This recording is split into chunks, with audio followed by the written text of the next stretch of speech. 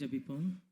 கர்த்தர் இந்த காலை நேரத்திலும் இந்த பரிசுத்த ஆராதனை கர்த்தர் நமக்கு ஆசீர்வதித்து தரும்படியாக யாவரும் சத்தத்தை உயர்த்தி ஆண்டவருடைய நாமத்தை நாம் ஸ்தோத்திரம் பண்ணுவோம். ஸ்தோத்திரம் ஆண்டவரே, ஸ்தோத்திரம் கர்த்தாவே, நன்றியோடு நாங்கள் உம்மை துதிக்கிறோம், ஸ்தோத்திரிக்கிறோம், ஸ்தோத்திரிக்கிறோம், ஸ்தோத்திரிக்கிறோம். நன்றி செலுத்துகிறோம், நன்றி செலுத்துகிறோம், நன்றி செலுத்துகிறோம், நன்றி செலுத்துகிறோம். நல்லவரே, நாங்கள் உம்மை துதிக்கிறோம், ஸ்தோத்திரிக்கிறோம், ஸ்தோத்திரிக்கிறோம், ஸ்தோத்திரிக்கிறோம், ஸ்தோத்திரிக்கிறோம். நன்றி செலுத்துகிறோம், நன்றி செலுத்துகிறோம், நன்றி செலுத்துகிறோம், நன்றி செலுத்துகிறோம், நன்றி செலுத்துகிறோம் அப்பா. ஹல்லேலூயா, ஹல்லேலூயா, ஹல்லேலூயா, ஹல்லேலூயா, ஹல்லேலூயா, ஹல்லேலூயா, ஹல்லேலூயா, ஹல்லேலூயா. நன்றி ஆண்டவரே, நன்றி ஆண்டவரே, நன்றி ஆண்டவரே, நன்றி தகப்பனே, நன்றி தகப்பனே. நன்றி செலுத்துகிறோம், நன்றி செலுத்துகிறோம், நன்றி செலுத்துகிறோம். கிருபை நிறைந்தவரே, நாங்கள் உம்மை துதிக்கிறோம், துதிக்கிறோம், துதிக்கிறோம். நன்றியோடு கூட நாங்கள் உம்மை உயர்த்துகிறோம் அப்பா. ஹல்லேலூயா, ஹல்லேலூயா, ஹல்லேலூயா, ஹல்லேலூயா. நன்றி ராஜா, நன்றி ராஜா, நன்றி ராஜா, நன்றி ராஜா. நன்றியோடு நாங்கள் உம்மை துதிக்கிறோம். ஹல்லேலூயா, ஹல்லேலூயா, ஹல்லேலூயா. நன்றி ஆண்டவரே, நன்றி ஆண்டவரே, நன்றி ஆண்டவரே. ஹல்லேலூயா, ஹல்லேலூயா.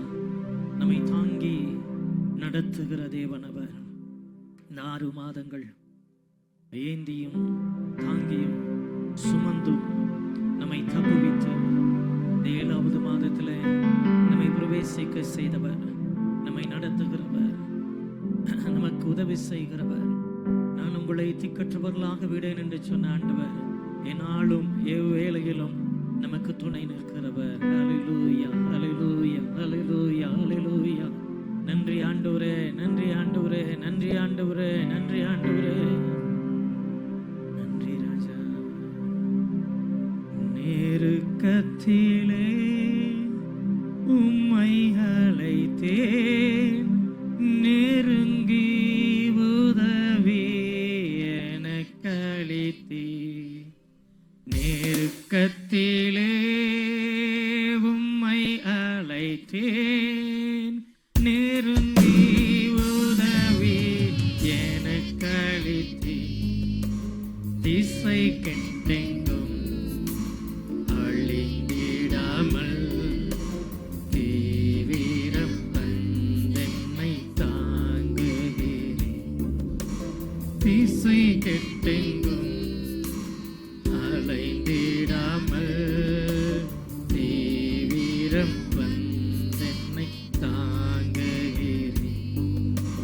உம் பாதம் பணிந்தேன் என்னாலும் துதியே. உம்மை அன்றி யாரை பாடுவேன்? இசையா உந்தன் அன்பு உள்ளம் பங்குதே. இசையா உந்தன் அன்பு உள்ளம் பங்குதே. உம் பாதம் பணிந்தேன் என்னாலும் துதியே.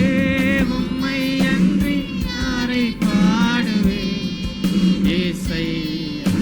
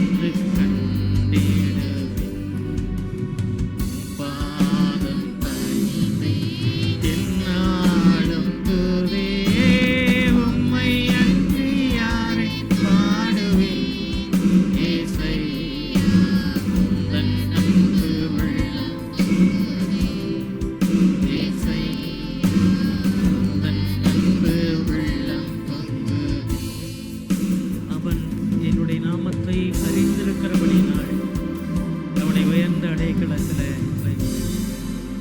இயேசுங்கிற நாமத்தை அறிந்திருந்த அந்த நாமத்தை அறிந்திருக்கிற நம்மை உயர்ந்த அடைக்கலத்தில் வைத்து பாதுகாக்கிறவர் நம்முடைய தேவன்.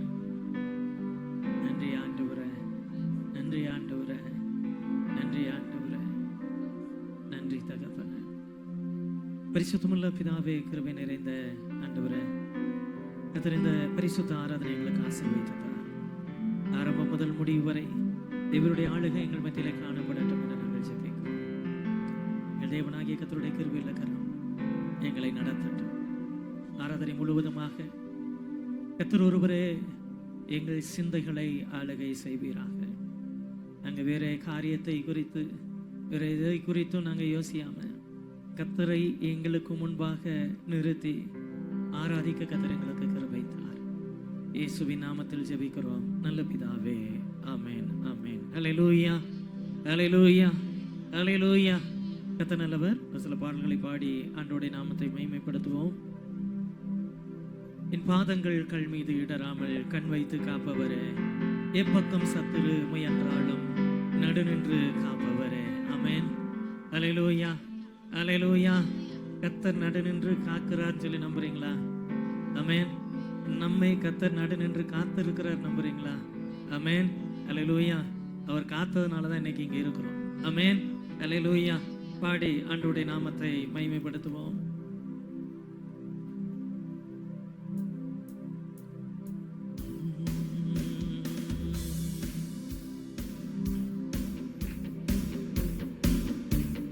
பாதங்கள் கல் மீது இடராமல் கண் வைத்து காப்பவரே, எப்பக்கம் சத்துரு முயன்றாலும் நடுநின்று காப்பவரே, என் பாதங்கள் கல் மீது இடராமல் கண் வைத்து காப்பவரே, எப்பக்கம் சத்துரு முயன்றாலும் நடுநின்று காப்பவரே,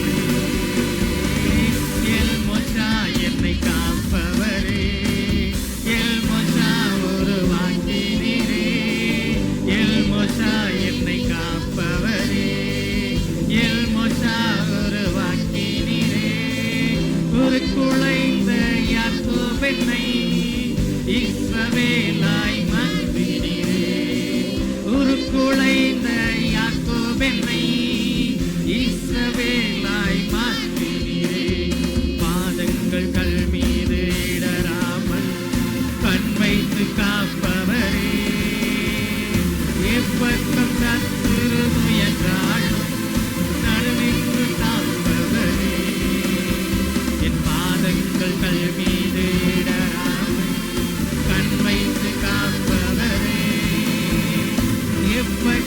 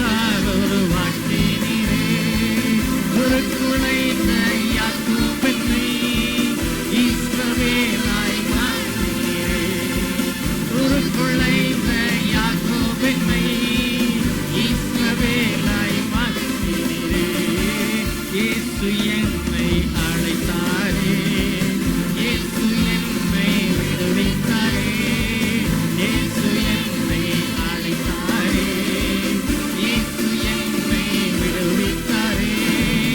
ஒரு குலைந்த பாவி என்னை நீதிமானாய் ஒரு குலைந்த பாவி என்னை நீதிமானாய் மாற்றினாரே. இயேசு என்னை அழைத்தாரே, இயேசு என்னை விடுவித்தாரே, இயேசு என்னை அழைத்தாரே, இயேசு என்னை விடுவித்தாரே. ஒரு குலைந்த பாவி என்னை நீதிமானாய்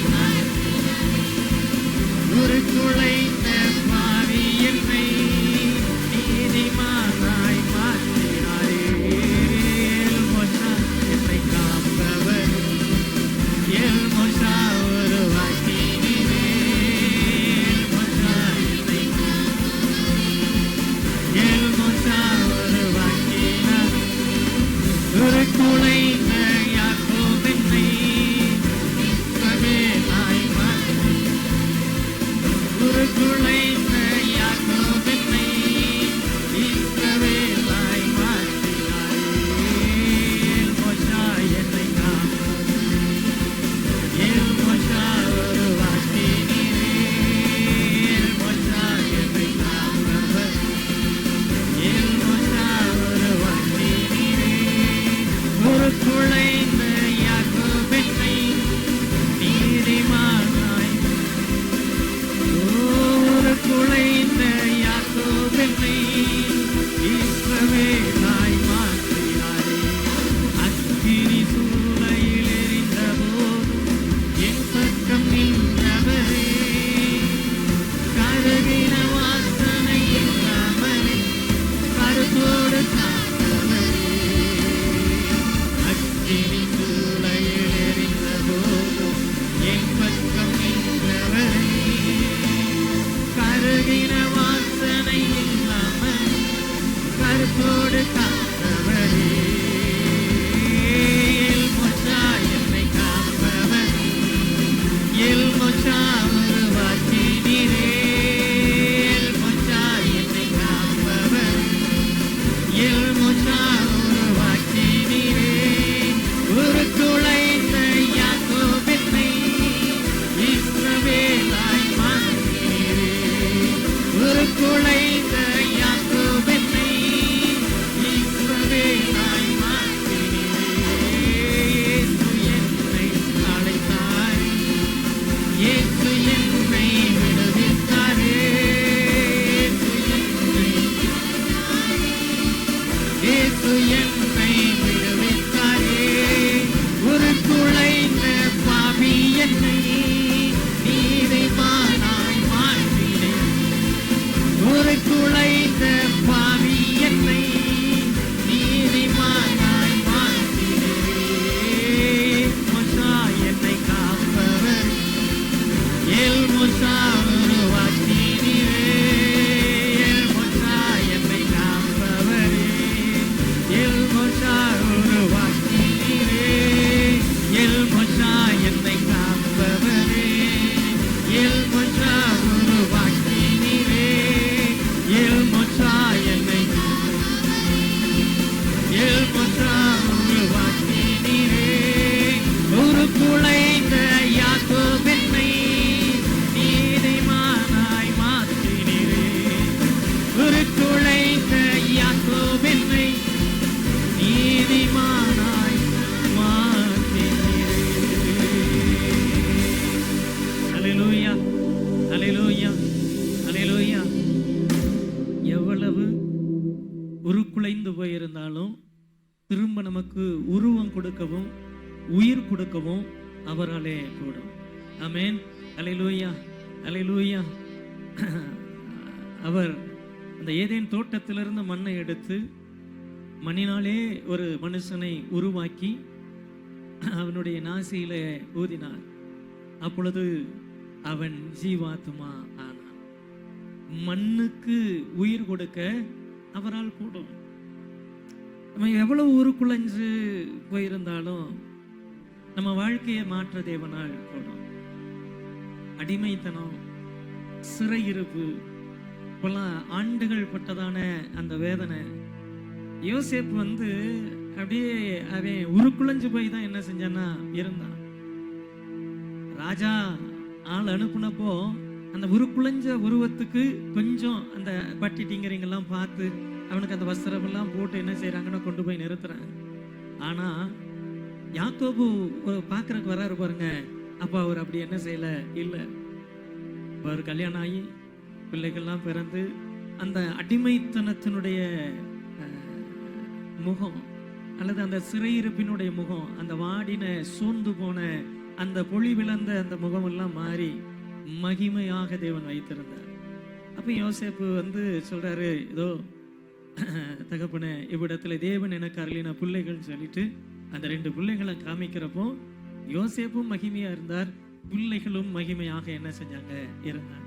பாருங்க, நம்ம எவ்வளவு பாடுகள் கஷ்டங்கள் அதுல போனாலும் சரி, கத்தரை விடாம இருந்தா எவ்வளவு உருக்குலைஞ்சு போயிருந்தாலும் சரி, அவர் நிச்சயம் நம்மை மகிமைப்படுத்துவார். ஆமென். கஷ்டம் பாடுன்னு சொல்லிட்டு நான் ஹார்ட் ஒர்க் பண்றேன்னு சொல்லிட்டு ஆண்டவரை விட்டுட்டு வேலை வேலைன்னு ஓடணும்னு வைங்களேன், உள் ஒழிச்சுதான் போவோம். ஆனா கத்தரை விடாபடியாய் தேடும் பொழுது, அனுதினமும் தேவனுக்கு முக்கியத்துவம் கொடுத்து அவருடைய சமூகத்திலே காத்திருக்கும் பொழுது உருக்குலைந்த வாழ்வை மகிமைக்குரிய வாழ்வாக தேவன் மாற்றுவார். ஆமென். அல்லேலூயா, அல்லேலூயா. 1000 தடைவழி மறித்தாலும் கொஞ்சமும் பயம் இல்லையே. பாடி ஆண்டவருடைய நாமத்தை மகிமைப்படுத்துவோம்.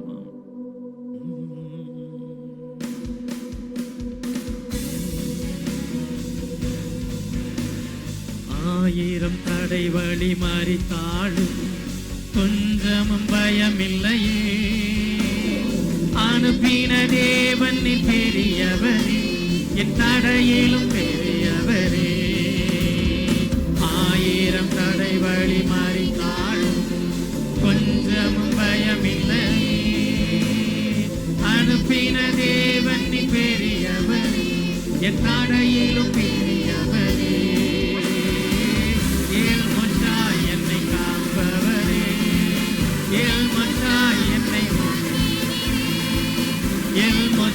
என்னை காப்பவரே, உருவாக்கினீரே.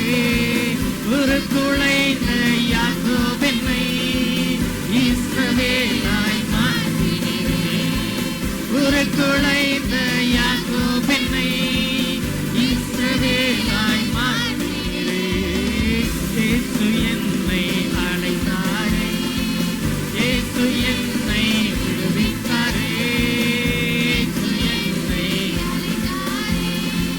இயேசு என்னை விடுவித்தாரே. உருக்குலைந்த பாவி என்னை நீதிமானாய் மாற்றினாரே. உருக்குலைந்த பாவி என்னை நீதிமானாய் மாற்றினாரே. இயேசு என்னை அழைத்தாரே, இயேசு என்னை விடுவித்தாரே. இயேசு என்னை விடுவித்தாரே. உருக்குலைந்த பாவி என்னை நீதிமானாய் மாற்றினாரே.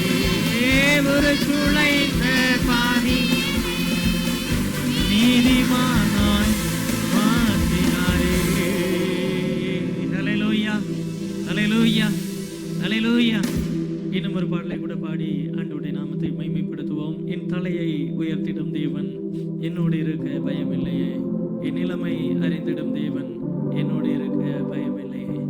அல்லேலூயா, அல்லேலூயா. நம்ம நிலைமை ஆண்டவரை தவிர வேற யாருக்கும் தெரியாது. முழுமையா புரிஞ்சுக்கிட்டது ஆண்டவர் தான். சிலர்கிட்ட புலம்புனீங்கன்னா கூட சொல்லுவாங்க, எல்லாம் இருக்கு ஆனா சும்மா என்ன செய்யறான், நடிக்கிறான், வேஷம் போடுறான் அப்படி சொல்லுவாங்க. நம்ம சுச்சுவேஷன் உண்மையில என்ன செய்யாது, புரியாது. அவருக்கு என்னப்பா குறைச்சல் அப்படின்னு என்ன செஞ்சிருவான் சொல்லிட்டு போயிடுவான். உள்ளுக்குள்ள எவ்வளவு நம்ம கஷ்டப்படுறோங்கிறது யாருக்கு தெரியும்? அவருக்கு மாத்திரம் தான் தெரியும். ஆமென். அல்லேலூயா. அவர் நம்முடைய தலையை உயர்த்துகிறதான தேவன். அல்லேலூயா, பாடி ஆண்டவருடைய நாமத்தை மகிமைப்படுத்துவோம்.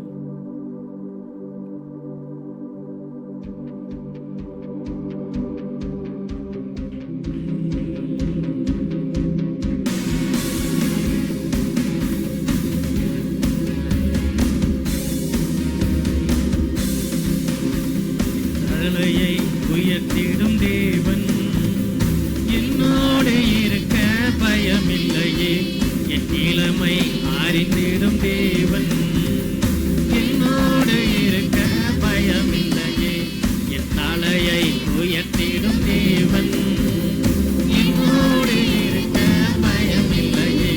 என் இளமை அறிந்திடும் தேவன் என்னோடு இருக்க பயமில்லையே. ஏல் பெராசி தடைகள் உடைப்பவரே. ஏல் பெராசி தடைகள் உடைப்பவரே. துன்பத்தை கண்ட நாட்கள் பேராய் ரட்சித்து தருபவரே. துன்பத்தை கண்ட நாட்கள் பேராய் ரட்சித்து தருபவரே. தலையை உயர்த்திடும் தேவன் என்னோடு இருக்க பயமில்லையே. நிலைமை அறிந்திடும் தேவன் என்னோடு இருக்க பயமில்லையே. என் தலையை உயர்த்திடும் தேவன் என்னோடு இருக்க பயமில்லையே. என் நிலைமை அறிந்திடும் தேவன் என்னோடு இருக்க பயமில்லையே. ஏல் பெராசி தடைகள் உடைப்பவரே. ஏல் பெராசி தடைகள் உடைப்பவரே. துன்பத்தை கண்ட நாட்களுக்கு நாய் ரட்சித்து தருபவரே. துன்பத்தை கண்ட நாட்களுக்கு நாய் ரட்சித்து தருபவரே. முந்தின காரியம் இனி இல்லையே. பழையதெல்லாம் ஒழிந்திடுவே. முந்தின காரியம் இனி இல்லையே. பழையதெல்லாம் ஒழிந்திடுவே. கர்த்தரோ இறங்கி செயல்படுவே. கர்த்தரோ இறங்கி செயல்படுவே. புதிய நன்மைகள் எனக்கு அளிப்பே. புதிய நன்மைகள் எனக்கு அளிப்பே. ஏல் பெராசி தடைகள் உடைப்பவரே. ஏல் பெராசி தடைகள் உடைப்பவரே. துன்பத்தை கண்ட நாட்களுக்கு நாய் ரட்சித்து தருபவரே. துன்பத்தை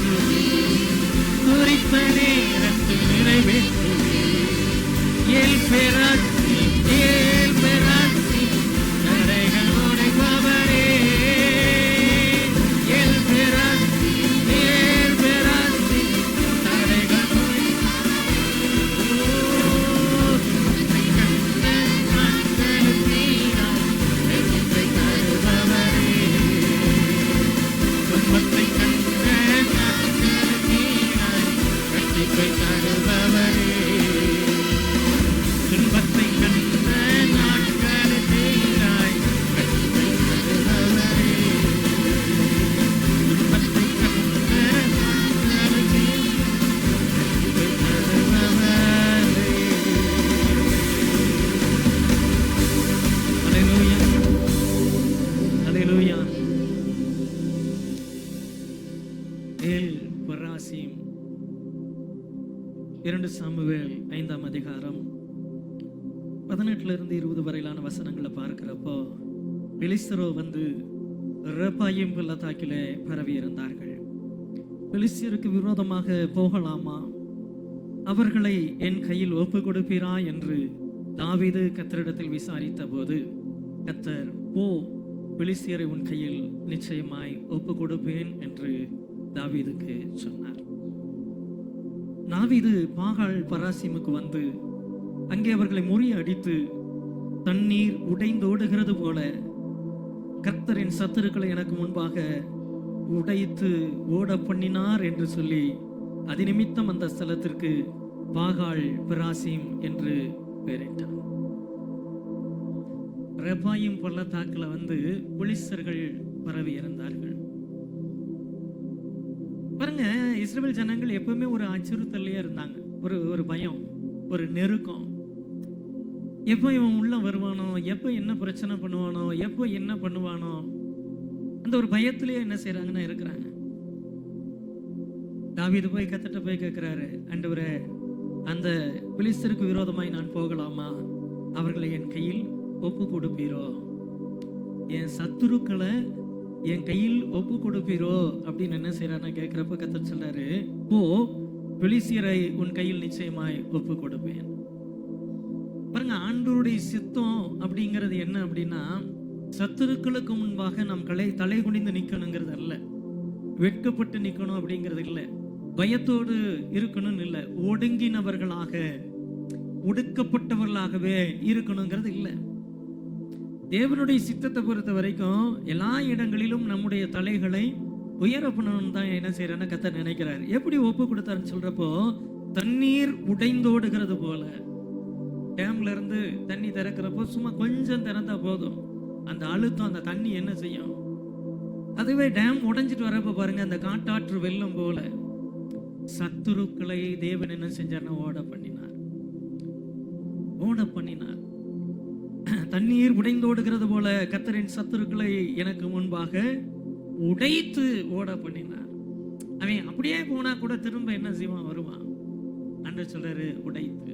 எல் பெராசிம் அப்படின்னா உடைப்புகளை உண்டாக்குகிறதான தேவன், தடைகளை உடைத்து வழி திறக்கிறதான தேவன். ஆமென், அல்லேலூயா. எந்த காரியம் நம்ம முன்னேற்றத்துக்கு தடையா இருக்குதுன்னு நம்ம நினைக்கிறோமோ அதை உடைத்து நமக்கு வழியை உண்டாக்குகிறதான தேவன். ஆமென், அல்லேலூயா, அல்லேலூயா. ஆண்டவரே சொல்லுங்க, இனி ஒருபோதும் இத்தனை ஆண்டுகள் எனக்கு தடையாக இருந்தவைகள் தடைகளாகவே இருக்க போவதில்லை. ஏல் பெராசீம் எனக்காக உடைத்து, எனக்காக தடைகளை உடைத்து, எனக்காக வழியை உண்டாக்குகிற தேவன். ஆமென், அல்லேலூயா, அல்லேலூயா. எத்தனை பேர் நம்புறீங்க, எத்தனை பேர் விசுவாசிக்கிறீங்க? ஆமென், அல்லேலூயா. முதல்ல நம்ம விசுவாசிக்கணும். தாவீது விசுவாசிச்சார். சத்துருக்கள் இருக்கட்டும் அப்படின்னு என்ன செய்யல, இல்ல, எனக்கு ஒரு விடுதலை வேணும், என் வாழ்க்கையில ஒரு மாற்றம் வேணும், என் வாழ்க்கையில ஒரு முன்னேற்றம் வேணும், நான் அடுத்த கட்டத்துக்கு என்ன செய்யணும், போகணும். இந்த ஒரு காரியத்துல தேவன் எனக்கு ஒரு விடுதலையை கொடுப்பாரானால் என் வாழ்க்கை மாறும். அதுதான் தாவீது எதிர்பார்த்தார். ஆண்டவர் ரொம்ப அற்புதமா கிரியை செய்து தண்ணீர் உடைந்து ஓடுகிறது போல சத்துருக்களை ஓட பண்ணினார். அது நிமித்தம் அந்த ஸ்தலத்திற்கு பாகால் பெராசீம் என்று பெயரிட்டார். நாம் ஆராதிக்கிறதான தேவன், நமக்கு முன்பாக யுத்தம் செய்கிறதான தேவன். 22ஆம் வசனம் சொல்லுது, திரும்பவும் அந்த ரெப்பாயீம் பள்ளத்தாக்கில இறங்கினார்கள். 25ஆம் வசனம் சொல்லுது, கர்த்தர் தாவீதுக்கு கட்டளையிட்ட பிரகாரம் அவன் செய்து பெலிஸ்தியரை கேபா துவங்கி கேசேர் எல்லை மட்டும் என்ன செஞ்சானா முறியடித்தான். திரும்ப நாங்க நினைச்சு கூட பார்க்க முடியாத அளவிற்கு முறியடித்தார் அப்படின்னு என்ன செய்யறோம், பார்க்கிறோம். ஆமென், அல்லேலூயா. நாம் ஆராதிக்கிற தேவன் நம்முடைய தடைகளை முறித்து போடுகிறதான தேவன். எவரும் இருக்கிற இடங்களில எழுந்து நிற்போம். உடைக்கிற தேவன், தடைகளை உடைக்கிறதான தேவன். பல ஆண்டுகளாக நமக்கு முன்பாக இருக்கக்கூடியதான தடைகள், நமக்கு முன்பாக மூடப்பட்டு இருக்கக்கூடியதான கதவுகள், நமக்கு முன்பாக நாம் கடந்து போக முடியாமல் இருக்கக்கூடியதான சூழ்நிலைகள், எல்லாவற்றையும் மாற்றி தேவன் நம்மை கடக்க பண்ணுவார்.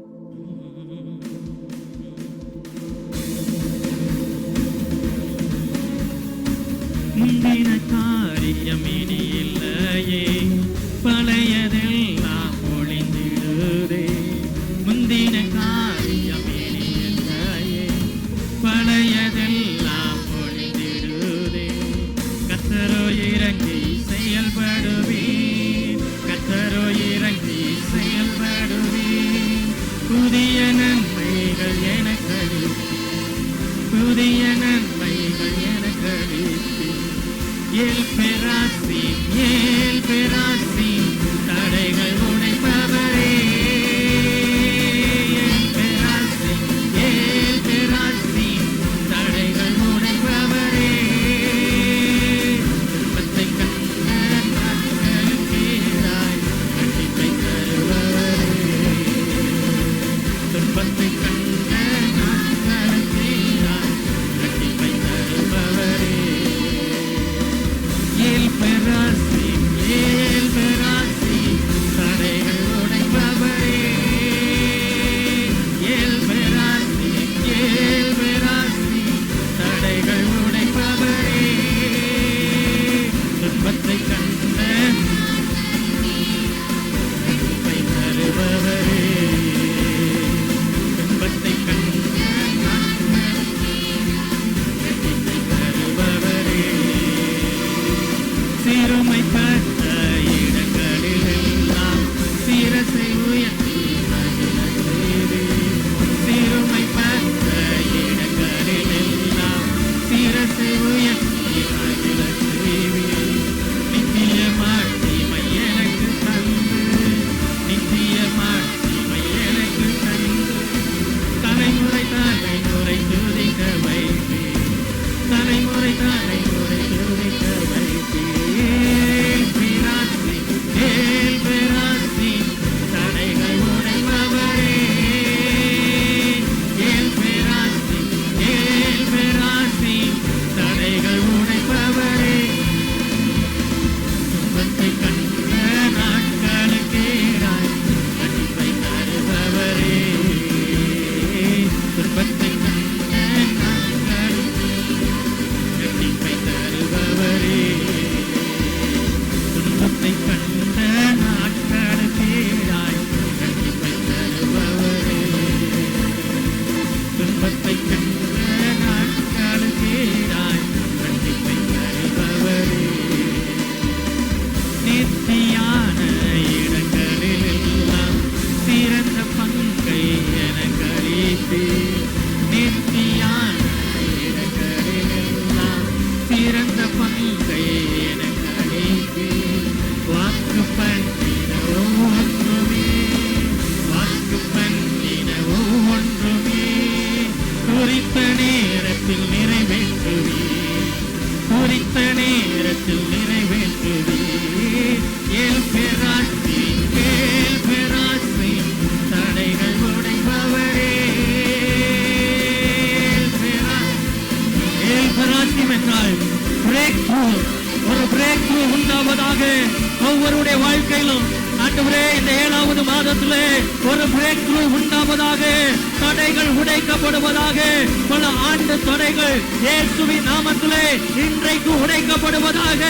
பல ஆண்டு சிறையிருப்புகள் இயேசுவின் நாமத்திலே இன்றைக்கு உடைக்கப்படுவதாக. ரிகா சத ரல ரத ரண ரப ரித ரல ரப. ஹல்லேலூயா ஹல்லேலூயா ஹல்லேலூயா ஹல்லேலூயா. அடைக்கப்பட்ட அனுபவம் இயேசுவின் நாமத்திலே, இயேசுவின் நாமத்திலே. தண்ணீர் மதகு உடைந்து அந்த வழி உண்டாகிறது போல இயேசுவின் நாமத்திலே பிரேக் த்ரூ உண்டாவதாக.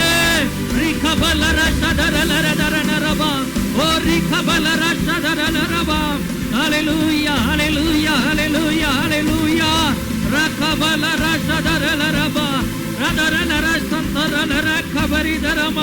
Hallelujah, hallelujah, hallelujah, hallelujah. Rakabalaraba.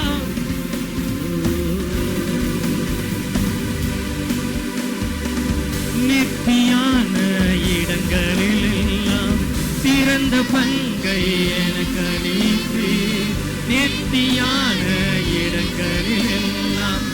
பிறந்த பங்கை எனக்கு அளித்தீர். வாக்கு பண்ணின ஒவ்வொன்றுமே, வாக்கு பண்ணின ஒவ்வொன்றுமே குறித்த நேரத்தில் நிறைவேற்றுவீர், குறித்த நேரத்தில் நிறைவேற்றுவீர். ஏல் பெராசி, ஏல் பெராசி, தடைகள் உடைப்பவரே. ஏல் பெராசி, ஏல் பெராசி, தடைகள் உடைப்பவரே. துன்பத்தை கண்ட நாட்கால தீராய் கண்டிப்பை தருபவரே. துன்பத்தை கண்ட நாட்கால தீராய் கண்டிப்பை தருபவரே. துன்பத்தை கண்ட நாட்கால தீராய் கண்டிப்பை தருபவரே. துன்பத்தை கண்ட நாட்கால தீராய் கண்டிப்பை தருபவரே. தலையை உயர்த்திடும் தேவன் என்னோடு இருக்க பயமில்லையே. இளமை அறிந்திடும் தேவன் என்னோடு இருக்க பயமில்லையே. என் தலையை உயர்த்திடும் தேவன் என்னோடு இருக்க பயமில்லையே. இளமை அறிந்திடும் தேவன் என்னோடு இருக்க பயமில்லையே. ஏல் பெராசி, ஏல் பெராசி, தடைகள் உடைப்பவரே.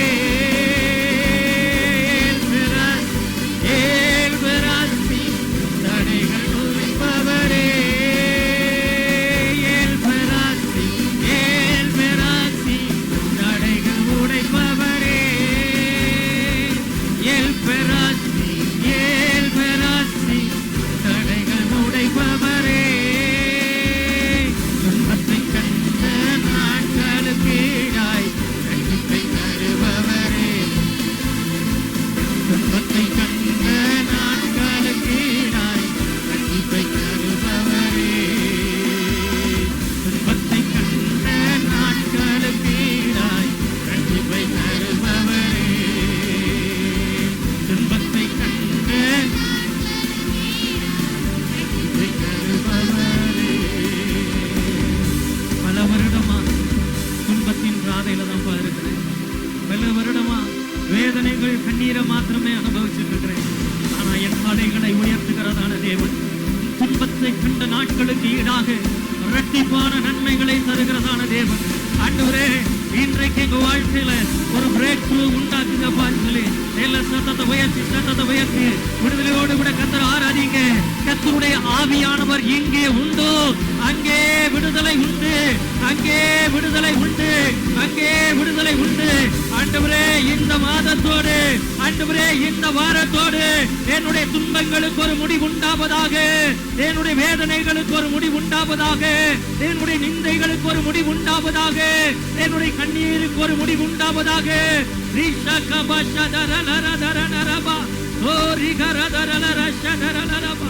ஹல்லேலூயா, ஹல்லேலூயா, ஹல்லேலூயா, ஹல்லேலூயா.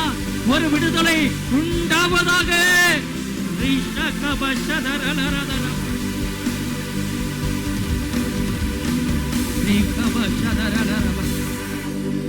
நன்றி ஆண்டவரே, நன்றி ஆண்டவரே, நன்றி ஆண்டவரே, நன்றி ஆண்டவரே, நன்றி தகப்பனே, நன்றி தகப்பனே. இங்க போனா என் பிரச்சனை மாறிடும், இதை செஞ்சா என் சூழ்நிலை மாறிடும். அவருடைய கண்கள்ல எனக்கு தயவு கிடைச்சதுன்னா என் வாழ்க்கை மாறிடும். என்னமோ பல நேரங்கள்ல மனுஷர்களை நம்பி மாம்சமான புயபலங்களை நம்பி திரும்ப திரும்ப தோற்றுக்கொண்டே இருக்கிறான். கர்த்தர் போதும், என் ஆண்டவர் என்ன நடத்துவார்.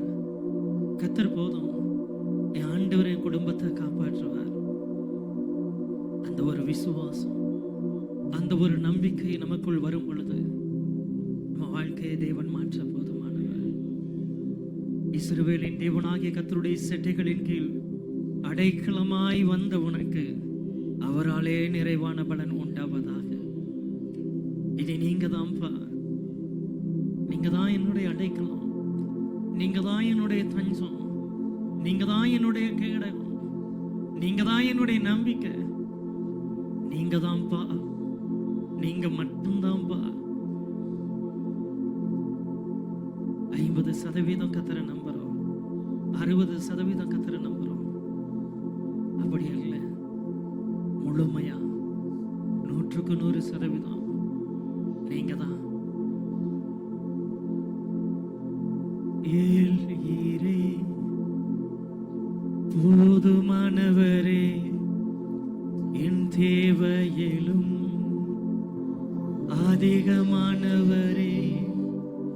ஏல்ஈரே, போதுமானவரே, என் தேவையிலும் அதிகமானவரே. என்ன கையேந்தவே, என்ன தலை குனியவே, என்ன கையேந்தவே, என்ன தலை குனியவே. உம்மை நம்பி வாழ்பவர்க்கு ஏமாற்றமே, ஏமாந்து போவதற்கு நீர் விடுவதில்லை. உம்மை நம்பி வாழும் எனக்கு ஏமாற்றம் இல்லை, ஏமாந்து போவதற்கு நீர் விட்டதில்லை. கேட்டதை பார்க்கிலும் கேளாததை அதிகமாய் பெற்றவன் நான், பெற்றவன் நான். கேட்டதை பார்க்கிலும் கேளாததை அதிகமாய் பெற்றவன் நான், பெற்றவன் நான். உம் தயாளத்தின் உதாரணமா நீரின் வாழ்வை மாற்றிவிட்டீரே. ஏல்ஈரே, போதுமானவரே, என் தேவையிலும் அதிகமானவரே. ஏல்ஈரே, போதுமானவரே, என் தேவையிலும் அதிகமானவரே. என்ன கையேந்த விட, என்ன தலை குனியவும் விட, என்ன கையேந்த விட, என்ன தலை குனியவும் விட. உம்மை நம்பி வாழ்பவர்க்கு ஏமாற்றம், ஏமாந்து போவதற்கு நீர் விடுவதில்லை. உம்மை நம்பி வாழும் எனக்கு ஏமாற்றம், ஏமாந்து போவதற்கு நீர் விட்டதில்லை. குப்பையில் பிறந்து கிருபையால் அரியணையில் அமர்ந்தவன் நான், அமர்ந்தவன் நான். குப்பையில் பிறந்து கிருபையால் அரியணையில் அமர்ந்தவன் நான், அமர்ந்தவன். உம் கிருபைக்கு உதாரணமா நீரின் வாழ்வை மாற்றிவிட்டீரே. ஏல்ஈரே, போதுமானவரே, என் தேவையிலும் அதிக. கரங்களை உயர்த்தி ஏல்ஈரே, போதுமானவரே, என் தேவையிலும் அதிகமானவர். என்ன கையேந்த விட, என்ன தலை குனியவும் விட, என்ன கையேந்த விட, என்ன தலை குனியவும் விட. உம்மை நம்பி வாழ்பவர்க்கு ஏமாற்றம், ஏமாந்து போவதற்கு நீர் விடுவதில்லை. உம்மை நம்பி ஏமாந்து போவதற்கு நீர் விடுவதில்லை. கேட்டதை பார்த்திலும் கேளாததை.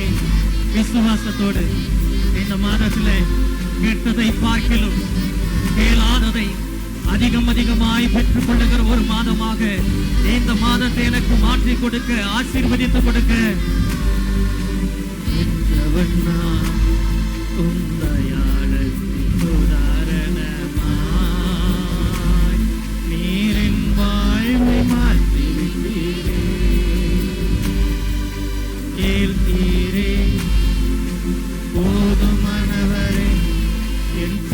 தேவையிலும் அதிகமானவரை கேள்கிறே. போதுமானவரை என் தேவையிலும் அதிகமானவரை என்ன கையேந்த விட என்ன தலை துணிய விட என்ன கையேந்த விட என்ன தலை துணிய விட உம்மை நம்பி வாழ்பவன் ஏமாந்து போவதற்கு உம்மை நம்பி வாழ்பவன் ஏமாற்றம் தெரிய ஏமாந்து போவதற்கு உம்மை நம்பி வாழ்பவன்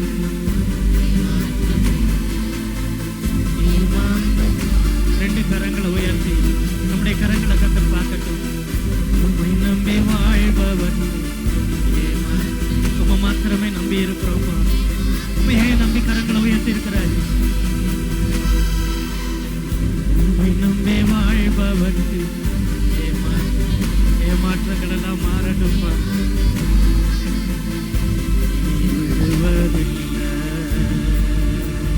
கரங்களை கட்டி ஆண்டவருடைய நாமத்தை மகிமைப்படுத்துவோம். நன்றி தகப்பனே, நன்றி தகப்பனே, நன்றி தகப்பனே, நன்றி செலுத்துகிறோம், நன்றி செலுத்துகிறோம். தொடர்ந்து கர்த்தருடைய ஆவியானவர் நம்மை நடத்தும்படியாக ஆவியில ஏற்பட்ட யாராவது ஒருவர் சத்தத்தை உயர்த்தி ஜெபம் பண்ணுங்க.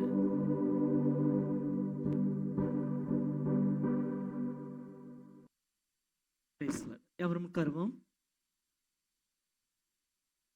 கர்த்தர் நல்லவர். இந்த ஆராதனைக்கு வந்திருக்கிற உங்கள் ஒவ்வொருவரையும் ஆண்டவராய் இயேசு கிறிஸ்துவின் நாமத்திலே அன்போடு கூட வரவேற்கிறோம். கர்த்தர் நல்லவர். கர்த்தருடைய வார்த்தைக்கு நேராக நம்முடைய வேதத்தை திருப்புவோம். இந்த மாதத்தினுடைய வாக்குத்தத்த செய்திக்கு நேராக ஏசாயா தீர்க்கதரிசியின் புஸ்தகம் 61 அதிகாரம் 7 உங்கள் வெட்கத்திற்கு பதிலாக இரண்டத்தனையாய் பலன் வரும், லட்சைக்கு பதிலாக தங்கள் பாகத்தில் சந்தோஷப்படுவார்கள், அது நிமித்தம் தங்கள் தேசத்தில் இரட்டிப்பான சுதந்திரம் அடைவார்கள், நித்திய மகிழ்ச்சி அவர்களுக்கு உண்டாகும். வெட்கத்திற்கு பதிலாக இரண்டத்தனையாய் பலன் வரும்.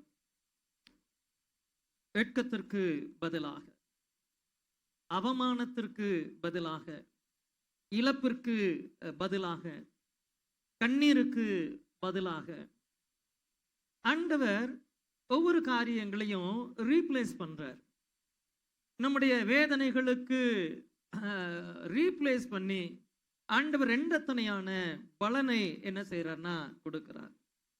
சாம்பலுக்கு பதிலாக சிங்காரத்தை கொடுக்கிற ஆண்டவர், ஒடுங்கின ஆவிக்கு பதிலாக துதியின் ஆடையை கொடுக்கிறதான ஆண்டவர், நாம் ஆராதிக்கிறதான தேவன் சில பாடுகளை நம்ம வாழ்க்கையில அனுமதிக்க தான் செய்யற.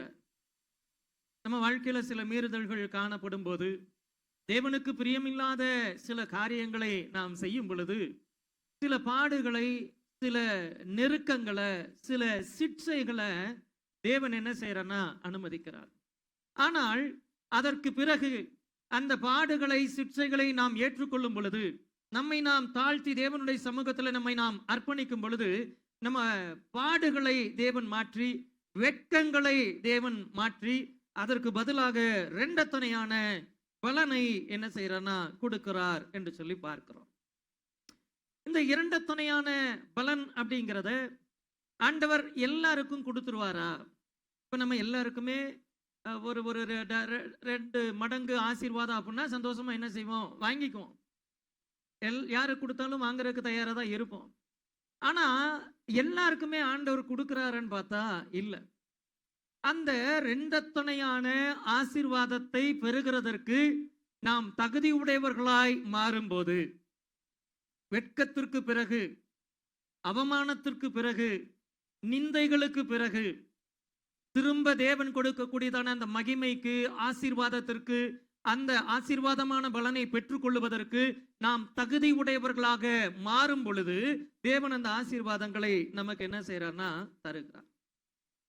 யாரெல்லாம் அந்த ஆசீர்வாதங்களை பெறுவதற்கு தகுதியாக இருக்கிறார்களோ, ஆயத்தமாக இருக்கிறார்களோ, அவர்களுக்கு தேவன் என்ன செய்யறார்னா ரெட்டிப்பான ஆசீர்வாதத்தை கொடுக்கிறார். இந்த ரெட்டிப்பான ஆசீர்வாதத்தை நாம் பெறுவதற்கு ரெட்டிப்பான கமிட்மெண்ட் என்ன செய்யணும் இருக்கணும்.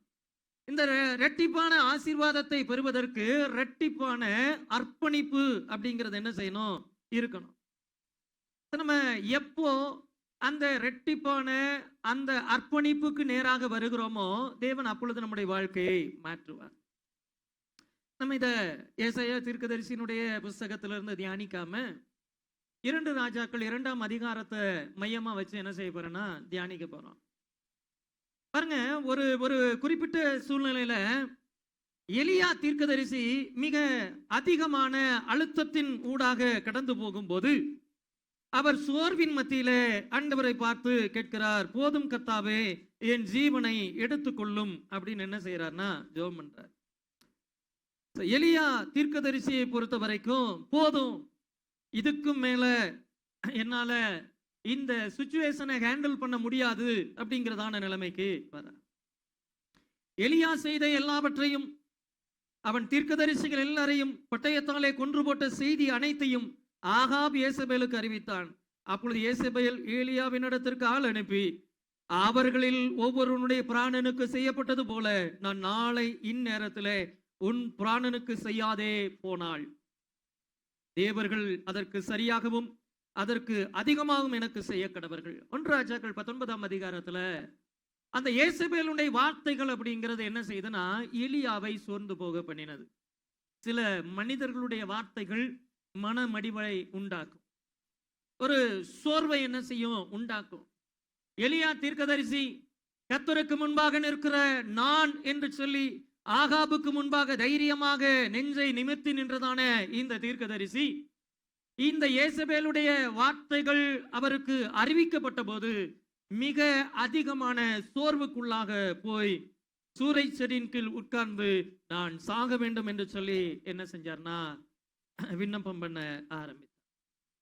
வனாந்திரத்துல போய் உட்கார்ந்து, ஆண்டவரே நான் சாக வேண்டும், நான் சாக வேண்டும் அப்படின்னு சொல்லிட்டு என்ன செய்யறார்னா சொல்றார். சிச்சுவேஷனை ஹேண்டில் பண்ண முடியல. நல்ல ஜெபிக்கிறதான ஒரு தீர்க்கதரிசி, ஆனாலும் நம்மை போல பாடுள்ள மனுஷன் வேதம் சொல்லுது. கருத்தாய் ஜெபம் பண்ணின தீர்க்கதரிசி, வானத்திலிருந்து அக்கினியை இறக்கினதான தீர்க்கதரிசி, வானத்திலிருந்து மழையை வர்ஷிக்க பண்ணினதான தீர்க்கதரிசி, என்னை கேட்டருளும் என்னை கேட்டருளும் என்று சொல்லி சமஸ்த இஸ்ரவேலுக்கு முன்பாக முழங்கால் படியிட்டு ஜெபம் பண்ணின போது வானத்திலிருந்து என்ன செஞ்சு உள்ளங்கை மேகம் எழும்பினது. பெருமழையினுடைய இறைச்சலை தேவன் கேட்க பண்ணினார். ஒரு பெருமழையை தேவன் என்ன செஞ்சார் பெய்ய பண்ணினார். பாருங்க, அவர் சொல்லுகிறபடி எல்லாம் கர்த்தர் என்ன செய்யறார். அந்த அளவுக்கு தேவனோடு கூட உறவாடுகிற, தேவ பிரசன்னத்தில் நிற்கிற, கர்த்தருக்கு முன்பாக நிற்கிற அந்த தீர்க்கதரிசி சோர்ந்து போய் சொல்றாரு, நான் சாக வேண்டும், நான் சாக வேண்டும். அப்போ ஒரு கட்ட வரைக்கும் ஆண்டவர் பேசி பார்க்கிறாரு. எலியா என்ன செய்யலைன்னா கன்வின்ஸ் ஆகல. எலியா கன்வின்ஸ் ஆகாத பட்சத்துல ஆண்டவர் ஒரு கிட்டத்துல என்ன செய்யறாருன்னா சரின்னு சொல்லிட்டு எலியாவினுடைய சொல்லுக்கு என்ன செய்யறாருன்னா விட்டு கொடுத்து என்ன செய்யறாருன்னா வர்றார். 1 ராஜாக்களின் புஸ்தகம் 19ஆம் அதிகாரம் 15ஆம் வசனத்துல பார்க்கிறோம். அப்பொழுது கர்த்தர் அவனை பார்த்து, நீ தமஸ்குவின் வழியாய் வனாந்தரத்திற்கு திரும்பி போய் ஆசகேலை சீரியாவின் மேல் ராஜாவாக அபிஷேகம் பண்ணி, பின்பு நிம்சியின் குமாரனாகிய யெகூபை இஸ்ரவேலின் மேல் ராஜாவாக அபிஷேகம் பண்ணி, ஆபேல் மிலோகோ ஊரானான சாப்பாத்தின் குமாரனாகிய எலிசாவை உன் ஸ்தானத்திலே தீர்க்கதரிசியாக அபிஷேகம் பண்ணு அப்படின்னு என்ன செய்யறாரு சொல்றாரு. எலியா தீர்க்கதரிசிக்கு ஆண்டவர் ஒரு காரியத்தை சொல்றாரு. சரிப்பா, உன் பிராணனை நான் எடுத்துக்கிறேன், ஆனா உன்னுடைய ஸ்தானத்துல நீ என்ன செய்யணும், எலிசாவை அபிஷேகம் பண்ணு அப்படின்னு சொல்லி சொல்றாரு.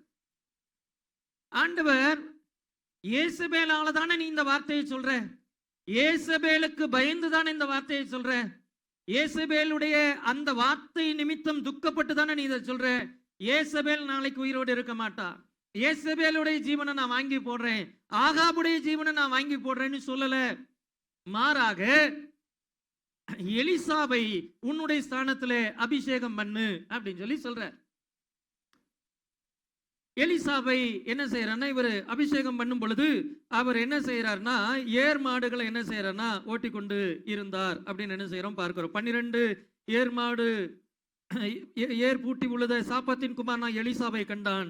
அவன் 12ஆம் ஏரை ஓட்டி கொண்டிருந்தான். எலியா அவன் இருக்கும் இடம் மட்டும் போய் அவன் மேல் தன் சால்வையை போட்டான். இப்ப எலியா தீர்க்கதரிசி என்ன செய்யறார்னா, தன்னுடைய சால்வையை தூக்கி எலிசா மேல என்ன செய்யறார், போடுறார். அப்போ எலிசா தீர்க்கதரிசி என்ன செய்யறாருன்னா, அந்த ஏர் மாட்டை பிடிச்சு அடிச்சு அந்த ஏரின் மரம் மூட்டுகளால் அவைகளை சமைச்சு கொடுத்துட்டு எலியாவுக்கு பின் சென்று ஊழியம் செய்ய ஆரம்பித்தார் அப்படின்னு என்ன செய்யறோம் பார்க்கிறோம். இப்போ இவர் சாகணும்னு சொல்றாரு. கர்த்தர் சொல்றாரு எலிசாவை அபிஷேகம் பண்ணுன்னு சொல்றாரு. ஆனா ஏசபேலுக்கு ஒண்ணு ஆகல, ஆகாபுக்கு ஒண்ணு ஆகல, சூழ்நிலை எதுவும் என்ன செய்யல, மாறல. ஆனா அபிஷேகம் மாத்திரம் என்ன செய்து மாறுது, ஸ்தானம் மாத்திரம் என்ன செய்து மாறுது. இப்போ நம்ம ஒரு காரியத்தை யோசிக்கணும். எலியாவினால் ஹேண்டில் பண்ண முடியாத சிச்சுவேஷனை எலிசாவால எப்படி ஹேண்டில் பண்ண முடியும்? ஏசபேலுக்கு பயந்து நான் சாக வேண்டும் சொல்லிட்டு எலியா அப்படிப்பட்டதான ஒரு முடிவை எடுப்பாரானால் எலிசாவும் அதே முடிவை தானே எடுக்க வேண்டியது வரும். எலியாவை தப்ப விடாத ஏசபேல், எலியாவை தப்ப விடாத ஆகாபினுடைய குடும்பம் எலிசாவையும் என்ன செய்யாது, தப்ப விடாதே. அப்ப என்ன செய்யறது அப்படிங்கிறப்போ எலிசா அங்கதான் ஞானமாய் ஒரு காரியத்தை செய்கிறார். சூழ்நிலை எதுவும் என்ன செய்ய போறது இல்ல, மாற போறது இல்ல. எலியா தீர்க்கதரிசி என்ன செய்யறாருன்னா, இந்த சிச்சுவேஷனை ஹேண்டில் பண்ண முடியாம சாக வேண்டும் சொல்லிட்டு கர்த்தருடைய கரங்களிலே ஜீவனை என்ன செய்யற ஒப்பு கொடுத்துட்டார். இந்த சிச்சுவேஷனை நான் ஹேண்டில் பண்ணணும் அப்படின்னா ஆவியினுடைய இரட்டிப்பான வரம் வேணும் அப்படின்னு என்ன செய்யறார் நினைக்கிறார். அப்போ அவர் என்ன செய்யறனா, எலிசா தீர்க்கதரிசி எலியா கிட்ட என்ன செய்யறாருன்னா கேட்கிறார். 2 ராஜாக்களின் புஸ்தகம் 2ஆம் அதிகாரம் 9ஆம் வசனத்துல, அவர்கள் அக்கறைப்பட்ட பின்பு எலியா எலிசாவை நோக்கி, நான் உன்னை விட்டு எடுத்துக் கொள்ளப்படும் முன்னே நான் உனக்கு செய்ய வேண்டியது என்ன கேள் என்றான். அதற்கு எலிசா, உம்மிடத்தில் உள்ள ஆவியினுடைய வரம் எனக்கு இரட்டிப்பாய் கிடைக்கும்படி வேண்டுகிறேன் என்றார். அதற்கு அவன், அரிதான காரியத்தை கேட்டாய், என்னை விட்டு நான் எடுத்துக் கொள்ளப்படுகையில் என்னை நீ கண்டால் உனக்கு கிடைக்கும், இல்லாவிட்டால் கிடையாது என்றார். ஒருத்தர் ஒரு சிச்சுவேஷன் ரொம்ப ஹார்டா இருக்குன்னு சொல்லி ஹேண்டில் பண்ண முடியலன்னு கைவிடுறார். தன்னுடைய ஸ்தானத்தை விட்டு கொடுக்கிறார், தன்னுடைய பொறுப்புகளை விட்டு கொடுக்கிறார், தன்னுடைய ஊழியத்தை என்ன செய்யறார், விட்டு கொடுக்கிறார். இன்னும் ஒருவர் அதே சூழ்நிலையில என்ன செய்யறார்னா வந்து நிற்கிறார். அவர் என்ன செய்யறார்னா ஆவியினுடைய வல்லமை இரட்டிப்பாய் வேணும்னு என்ன செய்யறார் கேட்கிறார். சில நேரங்கள்ல தேவன் நம்முடைய சூழ்நிலைகளை மாற்ற மாட்டார். சூழ்நிலைகள்ங்கிறது அப்படியே தான் இருக்கும். அந்த சூழ்நிலைகளை மாற்றுவதற்கு என்ன செய்யணும் அப்படின்னா, நமக்கு தேவையான கிருபைகளை மாத்திரம் என்ன செய்வார், கொடுப்பார். அப்போஸ்தலனாகிய பவுல் தனக்கு உண்டான பலவீனம் நீங்க வேண்டும் என்று சொல்லி ஆண்டவர்கிட்ட என்ன செய்யறாருன்னா 3 தரம் கேட்கிறார். இப்ப ஆண்டவர் பலவீனத்தை நீக்கிட்டாரா அப்படிங்கிறப்ப பலவீனத்தை என்ன செய்யல, நீக்கல. மாறாக கர்த்தருக்கு சொன்னதான வார்த்தை என்னன்னா, உன் பலவீனத்துல என் பலன் பூரணமாய் விளங்கும், என்னுடைய கிருபை உனக்கு போதும் அப்படின்னு என்ன செஞ்சார்னா சொன்னார். பல நேரங்கள்ல நம்ம பணம் வந்தா நம்ம பிரச்சனை மாறிடும் நினைக்கிறோம், நமக்கு ஆசீர்வாதம் வந்தா நம்ம பிரச்சனை மாறிடும் நினைக்கிறோம். இல்ல, அபிஷேகம் வந்தாதான் பிரச்சனை மாறும், கிருபை வந்தாதான் பிரச்சனை மாறும். நமக்கு தேவை என்ன அப்படின்னா, முழுக்க முழுக்க இன்னைக்கு உலக பிரகாரமான காரியங்களையே என்ன செய்யறோம், யோசிக்கிறோம். ஆனா தேவன் எதிர்பார்க்கக்கூடியதான காரியம் ஆவிக்குரியவைகளை என்ன செய்யணும், நாடணும். வெட்கம் மாறணும் அப்படின்னா பணம் அல்ல, வெட்கம் மாறணும்னா பொருளாதாரம் அல்ல, வெட்கம் மாறணும் அப்படின்னா அபிஷேகத்தினுடைய வல்லமை இரட்டிப்பா என்ன செய்யணும், வேணும் அப்படின்னு சொல்லிட்டு அவர் என்ன செய்யறாருன்னா தேவனுடைய சமூகத்துல நிற்கிறதை பார்க்கிறோம். இந்த காரியத்தை உடனே என்ன செய்யலைன்னா கொடுக்கல. அது சொல்றாரு, அரிதான காரியத்தை என்ன செஞ்சேன்னா கேட்ட, உன்னை விட்டு நான் எடுத்துக்கொள்ளப்படுகையில் நீ என்னை கண்டால் உனக்கு என்ன செய்யும்? கிடைக்கும். அரிதான காரியம். இப்பதான் அவர் என்ன செய்யறாரு சொல்றாரு. இதை சொல்றதுக்கு முன்னாடியே அவங்க பல இடங்களை என்ன செஞ்சுட்டாங்க? தாண்டி வந்துட்டாங்க. எலிசாவினுடைய இருதயத்துல ஒரு அரிதான காரியம் இருந்துச்சு. எலிசாவினுடைய இருதயத்துல ஒரு அரிதான விண்ணப்பம் இருந்துச்சு. எலிசாவினுடைய இருதயத்துல ஒரு அரிதான காரியத்தை பெற்றுக்கொள்ள வேண்டும் என்கிறதான வாஞ்சை இருந்துச்சு. அவர் முடிவில் பெற்றுக்கொண்டார் அப்படின்னு என்ன செய்யறோம்? பார்க்கிறோம். இன்னைக்கு இந்த வருஷத்துல 6 மாசம் முடிஞ்சு இந்த 7வது மாசத்துல நம்ம என்ன செய்யறோம்னா வந்து ஆராதனையில இருக்கிறோம். இந்த 7 மாசத்துல நம்ம வாழ்க்கை எவ்வளவு மாறி இருக்குது. இந்த 7 மாசத்துல ஒருவேளை மாறி இருக்கலாம், ஒருவேளை மாறாம கூட என்ன செய்யலாம்? இருக்கலாம். ஆனா இப்படியே போயிடக்கூடாது. இந்த வருஷத்துல இந்த மாதத்துல அரிதான காரியத்தை தேவனிடத்துல கேட்டு பெற்றுக்கொண்டு என் வாழ்க்கையை மாற்றி அமைப்பேன், என்னுடைய அடையாளத்தை மாற்றி அமைப்பேன், என்னுடைய சூழ்நிலைகளை எல்லாம் நான் காரணம் சொல்லி சாக்கு போக்கு சொல்லிட்டு இருக்காம என்ன நான் மகிமைக்குரியவனா மாற்றி அமைப்பேன்னு சொல்லி நாம் எடுக்கக்கூடியதான தீர்மானம் நம்ம வாழ்க்கையை மாற்றும். எலிசாவினுடைய அடையாளம் 12 ஏர்மாடுகளை பூட்டி உழவு செய்து கொண்டிருந்தவன். எலிசாவினுடைய அடையாளம் 12ஆம் ஏர்மாட்டை ஓட்டி கொண்டிருந்தவர். அந்த அடையாளத்தோடு கூட அவர் போக என்ன செய்யல விரும்பல. மாறாக அரிதான காரியத்தை கேட்டு அதை விடாப்பிடியாக தொடர்ந்து கொண்டிருந்தார் என்று சொல்லி பார்க்கிறோம். எலிசா தீர்க்கதரிசி மிகப்பெரிய அங்கீகாரத்திற்குரிய தீர்க்கதரிசியா என்ன செய்யல இல்ல. பாருங்க, தீர்க்கதரிசிகளுடைய புத்திரர்கள் நிறைய பேர் என்ன செஞ்சாங்கன்னா இருந்தாங்க. சால்வை யார் மேலையும் போடல. ஆனா சால்வையை கொண்டு போய் எலியா தீர்க்கதரிசி எலிசா மேல போட்டப்போ அவர் விடாப்பிடியாக பின்பற்ற ஆரம்பித்தார் அப்படின்னு என்ன செய்யறோம்? ஒரு ஒரு ஒரு அளவு கிட்டந்ததான அந்த பிரஷர் அப்படிங்கிறது எலியாவை தோற்கடிச்சிருச்சு. எலிசா தீர்க்கதரிசி அவர் தோற்று போனவராக முடிக்க விரும்பல. மாறாக அவர் என்ன செய்யணும்? வெற்றி உள்ளவராக மாறணும்னு சொல்லிட்டு கேட்கிறாரு. இந்த சுச்சுவேஷனை ஹேண்டில் பண்ண ஆவியினுடைய வல்லமை ரெட்டிப்பா இருந்தா போதும். ஆண்டவர் அங்க சொல்றப்போ ஒரு காரியத்தை ரொம்ப அழகா சொல்றாரு. 1 ராஜாக்கள் 19 எலிசாவை உன் ஸ்தானத்திலே தீர்க்கதரிசியாக அபிஷேகம் பண்ணு. ஆசகேலின் பட்டயத்திற்கு தப்பினவனை யெகூ கொன்று போடுவான், யெகூவினுடைய பட்டயத்திற்கு தப்பினவனை எலிசா கொன்று போடுவன். ஆசகேல் ராஜா, சீரியாவின் ராஜா, யெகூ இஸ்ரவேலின் ராஜா. இவங்க 2 பேரு கைக்கு தப்புனவன் கூட எலிசாவினுடைய கைக்கு என்ன செய்ய முடியாது? தப்ப முடியாது அப்படின்னு சொல்லிட்டு ஆண்டவர் என்ன செய்யறார் பாருங்க. தேவனுடைய திட்டம் பெரிது. எலிசாவை குறித்து எலிசா மேல சால்வ விழுகிறதுக்கு முன்னாடியே தேவன் திட்டம் பண்ணிட்டார். ஆனால் அந்த தேவ திட்டம் நிறைவேறணும் அப்படின்னு சொல்லி சொன்னா சாதாரணமா என்ன செய்யாது? நிறைவேறாது. எலியாவின் மேல் இருக்கக்கூடிய அபிஷேகம் மாத்திரம் போதாது, அதை போல இரட்டிப்பான வல்லமை வேணுங்கிறதுனால அவர் என்ன செய்யறாருன்னா அதை கேட்கிறார். பாருங்க, நம்மை குறித்த தேவ திட்டம் நிறைவேற வேண்டுமானால் நாம் தேவனுடைய சமூகத்துல காத்திருக்கணும். நம்மை குறித்த தேவனுடைய திட்டம் நிறைவேற வேண்டுமானால் நாம் தேவனிடத்துல அரிதானதை கேட்கணும். அரிதானதை என்ன செய்யணும்? கேட்கணும். அவர் கேட்டு அப்படி என்ன செய்யறாரு? நிற்கிறார். இதுக்கு இந்த வாக்குத்தத்துக்கு என்ன என்ன சம்பந்தம்? என்ன சம்பந்தம்? நம்ம பணம் தான் பெருசுன்னு நினைக்கிறோம். நம்ம உலக பிரகாரமான வேலை தான் பெருசுன்னு நினைக்கிறோம். நம்ம ப்ரமோஷன் தான் பெருசுன்னு நினைக்கிறோம். ஆனா அபிஷேகம் வந்தா ஆசீர்வாதம் வரும். அபிஷேகம் வந்தா ப்ரமோஷன் வரும். அபிஷேகம் வந்தா வாழ்க்கையில எல்லா காரியங்கள் என்ன செய்யும்? வரும். அந்த ஸ்தானம் இது சாதாரணமா என்ன செய்யல? வரல. என்னை விட்டு நான் உன்னை விட்டு எடுத்துக்கொள்ளப்படுகிற நீ பார்த்தா அது உனக்கு கிடைக்கும் அப்படின்னு என்ன செய்யறாருன்னா எலியா தீர்க்கதரிசி சொல்றார். சோ அரிதிலும் அரிதான காரியத்தை நம்ம ஆசைப்படுறோம். 2 துணையான பலன், அதுவுமே அரிதான ஆசீர்வாதம் தான். ஏன்னா எல்லாருக்கும் அது கிடைக்காது. அது இஸ்ரவேலினுடைய குடும்பத்துல சிரேஷ்டபுத்திர பாகம். சிரேஷ்ட புத்திரனா யார் ஒருவன் பிறக்கிறானோ அவனுக்கு ஆசியில 2 பங்கு. அவனுக்கு தான் 2 மடங்கு ஆசீர்வாதம். அவனுக்கு தான் 2 மடங்கு சுதந்திரம். அப்போ அது அரிதிலும் அரிதான ஆசீர்வாதம். எலியா தீர்க்கதரிசி ஏன் எலிசா தீர்க்கதரிசி ஏன் ரெட்டிப்பான ஆசீர்வாதத்தை கேட்கிறாருன்னா, இஸ்ரவேல்ல சேஷ்ட புத்திரனாய் பிறக்கக்கூடியவனுக்கு ரெட்டிப்பான பங்கு என்ன செய்தன இருக்குது.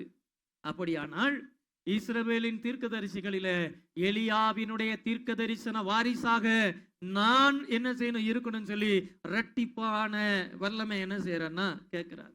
இது சாதாரணமா என்ன செய்யாதுன்னா கிடைக்காது.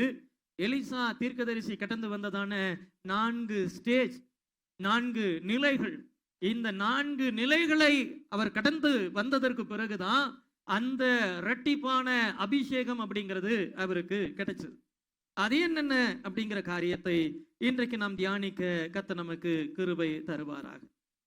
2 ராஜாக்களின் புஸ்தகம் 2ஆம் அதிகாரம் 1ஆம் வசனம்.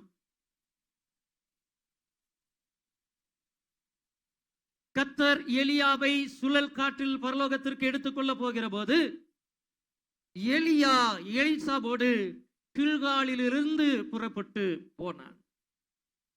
எலியா எலிசாவோடு கில்காலிலிருந்து புறப்பட்டு போனான். ஸ்டேஜ் 1. இவங்க எங்கிருந்து அவங்களுடைய பயணத்தை ஆரம்பிக்கிறாங்கன்னா கில்கால். இப்போ எலியா தீர்க்கதரிசி, ஆண்டவரே நான் சாக வேண்டும், என் பிராணனை எடுத்துக்கொள்ளும், போதும் கர்த்தாவே, இட்ஸ் எனஃப் அப்படின்னு சொல்லிட்டு என்ன செய்யறார், ஆண்டவரே என்ன செய்யறார், எடுத்துக்கொள்வதற்கு தயாராயிட்டார். எல்லாருக்கும் என்ன செய்யும் தெரியும். அந்த சூழ்நிலை வந்தபோது அவர் என்ன செய்யறாருன்னா, எலிசா தீர்க்கதரிசி கில்கால்ல இருந்து என்ன செய்யறாருன்னா அவர் கூட நிக்கிறார். எலியா புறப்பட்டு போனார். எலியாவோடு கூட எலிசாவும் என்ன செஞ்சார்னா புறப்பட்டு போனார். கில்கால் அப்படிங்கிறது என்ன அப்படின்னா, அது ஒரு ஒரு ஒரு பட்டணம். அது என்ன அப்படிங்கிறத யோசுவாவின் புஸ்தகம் 5ஆம் அதிகாரம் 9ஆம் வசனத்தை பார்க்கிறோம். கர்த்தர் யோசுவாவை நோக்கி, இன்று எகிப்தின் நிந்தையை உங்கள் மேல் இராதபடிக்கு புரட்டி போட்டேன் என்றார். அதனால் அந்த ஸ்தலம் இந்நாள் வரைக்கும் கில்கால் என்னப்படுகிறது. கில்கால் அப்படின்னா இஸ்ரவேல் ஜனங்களுடைய நிந்தை புரட்டப்பட்டதான இடம். ஏன் அப்படி சொல்றாங்க அப்படின்னா, இஸ்ரவேல் ஜனங்களை பொறுத்த வரைக்கும் வனாந்தரத்துல 40 வருடங்கள் என்ன செஞ்சாங்கன்னா சுற்றி திரிந்தாங்க. இந்த 40 வருடமும் வனாந்தரத்துல மன்னாவை என்ன செஞ்சாங்கன்னா கொண்டு கர்த்தரவர்களை போஷித்தார். அந்த மன்னா தான் அவங்களுடைய ஆகாரம். ஏன்னா விதைப்பும் இல்லை, அறுப்பும் இல்லை. அப்போ அவங்களுக்கு ஒவ்வொரு நாளும் என்ன செய்யணும், வானத்து மன்னா என்ன செய்யணும் வனாந்தரம் முழுக்க பரவி இருக்கும். அவங்க போய் சேகரித்து என்ன செய்யணும், சாப்பிடணும். 40 ஆண்டுகள் அவங்க இவ்வளோ வருஷம் அப்படின்னு என்ன செய்யல, ஆகும்னு என்ன செய்யல நினைக்கல. ஆனா அவங்களுடைய மீறுதல் கீழ்ப்படியாமை நிமித்தமாய் 40 வருட அலைச்சல். அப்ப அதுக்கு பிறகு இவங்க கில்கால்ங்கிறது அந்த யோர்தானை கடந்து வந்த உடனே இருந்ததான அந்த முதல் ஸ்டேஜ். அதுதான் யோர்தானை கடந்து என்ன செய்யறாங்க, முதல்ல வர்றாங்க. நீங்க நல்லா பாத்தீங்கன்னா யோசுவால தேசத்தை சுதந்திரிக்கும் பொழுது அவங்க யோர்தானை கடந்து வர்றாங்க. ஆனா இவங்களுடைய பயணமே எங்கிருந்து ஆரம்பிக்குதுன்னா கில்கால்ல இருந்து ஆரம்பிச்சு யோர்தானுக்கு போகுது. அப்போ அந்த அந்த நிந்தை அப்படிங்கிறது என்னன்னா, 40 வருட வனாந்திரம்ங்கிறது நிந்தை, 40 வருட அலைச்சல்கள்ங்கிறது நிந்தை. 40 வருடமா அந்த தலைமுறை பாதகத்தை தூக்கி சுமந்ததுன்னு என்ன செய்யறோம் பார்க்கிறோம். எகிப்துக்கும் போக முடியாது, கானானுக்குள்ளேயும் போக முடியாது. எகிப்திலிருந்து புறப்பட்ட ஜனம் எங்கப்பா, பாலும் தேனும் ஓடுகிறதான கானானுக்கு போகிறோம் சொல்லி சொன்னதான ஜனம் எங்கப்பா, கர்த்தரை ஆராதிக்க போகிறோம் சொல்லி சொன்னதான ஜனம் எங்கப்பா அப்படின்னு சொல்லி எகிப்தியர்கள் கேட்டா, அது என்ன செய்யுது, வனாந்தரத்துல என்ன செய்யறாங்க, சுத்திட்டு இருக்காங்க. எத்தனை வருஷமா சுத்துறாங்க, 40 வருஷமா சுத்துறாங்க. நிந்தை நிந்தை 40 வருடமா சுத்துறாங்க. பாலும் தேனும் ஓடுகிறதான கானானை நோக்கி அவங்க வந்துட்டு இருக்கிறாங்க. தெரியும் இன்னைக்கு வந்துருவான், நாளைக்கு வந்துருவான் அப்படின்னு சொல்லிட்டு கானான்ல இருக்கக்கூடியதான ஜனங்கள் நினைச்சா வரல. ஏன், அவன் வனாந்தரத்திலேயே என்ன செய்யறான்னு சுத்திட்டு இருக்கான், வரமாட்டான். இப்படிதான் சொல்லுவான், வரமாட்டான். பாருங்க, இதுதான் நிந்தை. அந்த இஸ்ரவேல் ஜனங்களுக்கு வாக்குத்தத்தம் பண்ணப்பட்டதை சுதந்திரிக்க முடியாம, அவர்களுக்கென்று குறிக்கப்பட்டதை சுதந்திரிக்க முடியாம, அவர்களுடைய பிதாக்களுக்கு தேவன் ஆணையிட்டு கொடுத்த ஆசீர்வாதத்தை சுதந்திரிக்க முடியாம அவன் வனாந்தரத்திலே சுத்திட்டு இருந்தான். பாருங்க, அதுதான் நிந்தை. கில்கால் நிந்தையை புரட்டப்பட்டதான இடம். ஏன்னா அவங்க அங்க வந்ததுக்கு பிறகு அங்கதான் முதல்ல அறுவடை செஞ்சு தேசத்தினுடைய நன்மை என்ன செஞ்சாங்களாம், புசிச்சாங்க. தேசத்தினுடைய நன்மை என்ன செஞ்சாங்க, புசிச்சாங்க. கில்கால் அப்படிங்கிறது என்னன்னா, பழைய வாழ்க்கையை விட்டுட்டு வெளியில வரணும். அப்போ ஸ்டேஜ், யாருக்கு ஆண்டவர் இரட்டிப்பான ஆசீர்வாதத்தை தருவார், யாருடைய வெட்கத்திற்கு பதிலாக இரண்டத்தனையான பலனை தேவன் தருவார்னா, யார் கில்காலின் அனுபவத்தை அடைகிறார்களோ, யார் பழைய வாழ்க்கையிலிருந்து வெளியே வருகிறார்களோ, யார் வனாந்திர அலைச்சல்கள் இருந்து வெளியில வர்றாங்களோ, யார் நிந்தைக்குரிய காரியங்களிலிருந்து வெளியே வருகிறார்களோ, அவர்களுக்கு தேவன் என்ன செய்வார்னா இரட்டிப்பான நன்மைகள் என்ன செய்வார், தருவார். அப்ப ரெட்டிப்பானது அது அரிதானது மாத்திரம் இல்ல, அதுக்கு என்ன செய்யணும், கஷ்டப்படணும். அதுக்கு என்ன செய்யணும், பிரயாசப்படணும். அதுக்கு என்ன செய்யணும், அர்ப்பணிக்கணும். அதற்கு தேவன் விரும்புகிறதான அர்ப்பணிப்பு என்றைக்கு நமக்குள் வருகிறதோ அன்றைக்கு தேவன் என்ன செய்வார், நம்மை தகுதிப்படுத்துவார். பாருங்க, வெட்கத்திற்கு பதிலாக இரண்டத்தனையான பலன். இது தேவ தீர்மானம், இது தேவனுடைய திட்டம். யாரெல்லாம் கஷ்டப்பட்டிருக்காங்களோ, யாரெல்லாம் கண்ணீரின் பாதையில வந்திருக்காங்களோ, யாரெல்லாம் அலைச்சல அடைஞ்சிருக்காங்களோ, அதிகப்படியான அலைச்சல், அதிகப்படியான வேதனை, நிந்த, இவங்களுக்கு ஆண்டவர் இரண்டத்தனையான பலனை கொடுக்கிறார். ஆனா இரண்டத்தனையான பலனை சுதந்திரிக்கணும், நம்ம முதல்ல பழைய வாழ்க்கையை விட்டுட்டு என்ன செய்யணும், வெளியில வரணும். எகிப்தின் அவமானத்தை, எகிப்தின் நிந்தைய அவர்கள் மேல் இராதபடிக்கு புரட்டி போட்டேன். அது அந்த அந்த அந்த கில்கால் அப்படிங்கிறதான வார்த்தைக்கு பொருள் என்ன அப்படின்னா, உருட்டி அகற்றுதல். உருட்டி அகற்றுதல். ஒரு ஒரு பாறை இருக்குது, அதை தூக்கிட்டுலாம் போய் தள்ள முடியாது, உருட்டிட்டு என்ன செய்வாங்க, அந்த மாதிரிதான் கில்கால்ல வச்சு ரெட்டிப்பான ஆசீர்வாதத்தை பெறுவதற்கான அந்த பயணத்தை அவர் தொட ஆரம்பித்த போது பழையதை அகற்றினார். தாழ்வ மேல விழுந்துருச்சு. மேல விழுந்த உடனே 12ஆம் ஏர்மாட்டை என்ன செய்யல, பத்திரமா கொண்டு போய் கட்டி வைக்கல. ஏர் மூட்டுகளை பத்திரமா என்ன செய்யல, எடுத்து வைக்கல. எலிசா தீர்க்கதரிசி உடனடியாக பழையதை என்ன செஞ்சார், அகற்றினார்.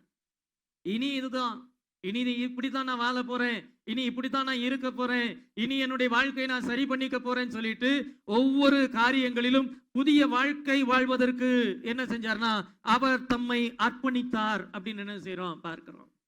பழைய துருத்திகளில ஒருபோதும் புதிய திராட்சை ரசத்தை வார்த்து வைக்க மாட்டார்கள்.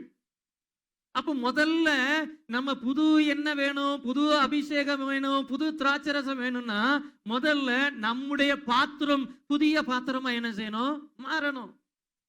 அப்ப நம்மை சுத்திகரித்து நம்ம அந்த இரட்டிப்பான ஆசீர்வாதத்திற்கு தகுதியுடையவர்களாக மாற்றுவதற்கு பழைய வாழ்க்கையை விட்டு முதல்ல என்ன செய்யணும், வெளியில வரணும். பழைய வாழ்க்கையை விட்டு என்ன செய்யணும், பழைய பாவத்தை விட்டு வெளியில வரணும். பழைய கதவை பிடிச்சுக்கிட்டு தொங்குறத என்ன செய்யணும், மாறணும். ஆண்டவர் எனக்கு ஒரு புதிய கதவை திறக்கணும் அப்படின்னா ஆண்டவர் திறக்கக்கூடியதான கதவை நோக்கி பார்க்கணும். நம்ம பழைய கதவையே பார்த்துக்கிட்டு இருந்தோம் அப்படின்னா கர்த்தர் எங்க நமக்கான வாசலை திறக்கிறாருன்னு என்ன செய்யாது, தெரியாது. நம்ம வாழ்க்கையில நம்ம ஆசீர்வாதத்திற்கு தடையாக இருக்கக்கூடியதான காரியங்கள் என்ன செய்யணும், அடையாளம் கண்டு அவைகளை நாம் அகற்றும் பொழுது தேவன் நமக்கு புதிய ஆசீர்வாதங்களை கொடுப்பார். பழையவைகளை களைந்து போடுகிறதான அனுபவம் என்ன செய்யணும், வேணும். ஒரு புது ட்ரெஸ் எடுக்கிறோம், பழைய கிழிஞ்ச கந்தலான ஒரு ட்ரெஸ்ஸை போட்டுக்கிட்டு இருக்கிறோம். ஒரு புது ட்ரெஸ் நமக்கு கிடைக்குது. பழைய ட்ரெஸ்ஸை கலட்டிட்டு போடணுமா, இல்லை அதை அப்படியே போடுறதா? பழைய ட்ரெஸ்ஸுக்கு மேலேயே புதுசு போடுறோம், பிரயோஜனம் இல்லை. அப்போ புது அபிஷேகம், இரட்டிப்பான அபிஷேகம், அரிதிலும் அரிதான காரியம், வெட்கத்திற்கு பதிலாக இரண்டத்தனையான பலன் வேணும் அப்படின்னா நம்ம என்ன செய்யணும் அப்படின்னா பழைய காரியங்களை தூக்கி எறிகிறதான அனுபவம் என்ன செய்யணும், வேணும். சகோதரனுடைய வீட்டுக்கு ஆண்டவர் வர்றார், இன்றைக்கு இந்த வீட்டுக்கு ரட்சிப்பு வந்ததுன்னு சொல்றார்.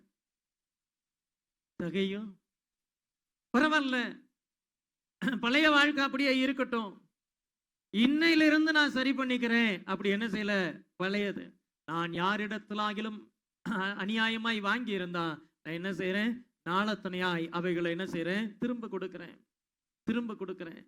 பழைய வாழ்க்கை மாறினதற்கு பிறகுதான் இயேசு சொல்றாரு, இன்றைக்கு இந்த வீட்டிற்கு ரட்சிப்பு வந்தது. பாருங்க, நம்ம வீட்டுக்கு ரட்சிப்பு வரணும், நம்ம குடும்பத்துக்கு ரட்சிப்பு வரணும், நம்ம வீட்டுக்கு ஆசீர்வாதம் வரணும், நம்ம குடும்பத்துக்கு ஆசீர்வாதம் வரணும், பல வருடம் இருக்கக்கூடியதான நஷ்டங்கள் மாறணும், பல வருடமா இருக்கக்கூடியதான கடன்கள் மாறணும், பல வருடமா இருக்கக்கூடியதான ஆசீர்வாத குறைச்சல்கள் மாறணும், இதெல்லாம் மாறணும், இது எல்லாம் நடக்கணும் அப்படின்னா முதல்ல நம்ம பழையதை என்ன செய்யணும்? மாத்தணும். நம்ம மாறாம எதுவுமே மாறாது. நம்ம மாறாம எதுவுமே மாறாது. நம்ம விட்டு கொடுக்காம எதையுமே தேவன் விட்டு கொடுக்க மாட்டார். நம்ம ஆண்டவரை தேட ஆரம்பிச்சு, ஆண்டவரை ஆராதிக்க ஆரம்பிச்சு, ஆண்டவரை பின்பற்ற ஆரம்பிச்சு பல வருடங்களாக இன்னமும் நம்முடைய பழைய வாழ்க்கை மாறல அப்படின்னா ரெட்டிப்பான ஆசீர்வாதம் வராது.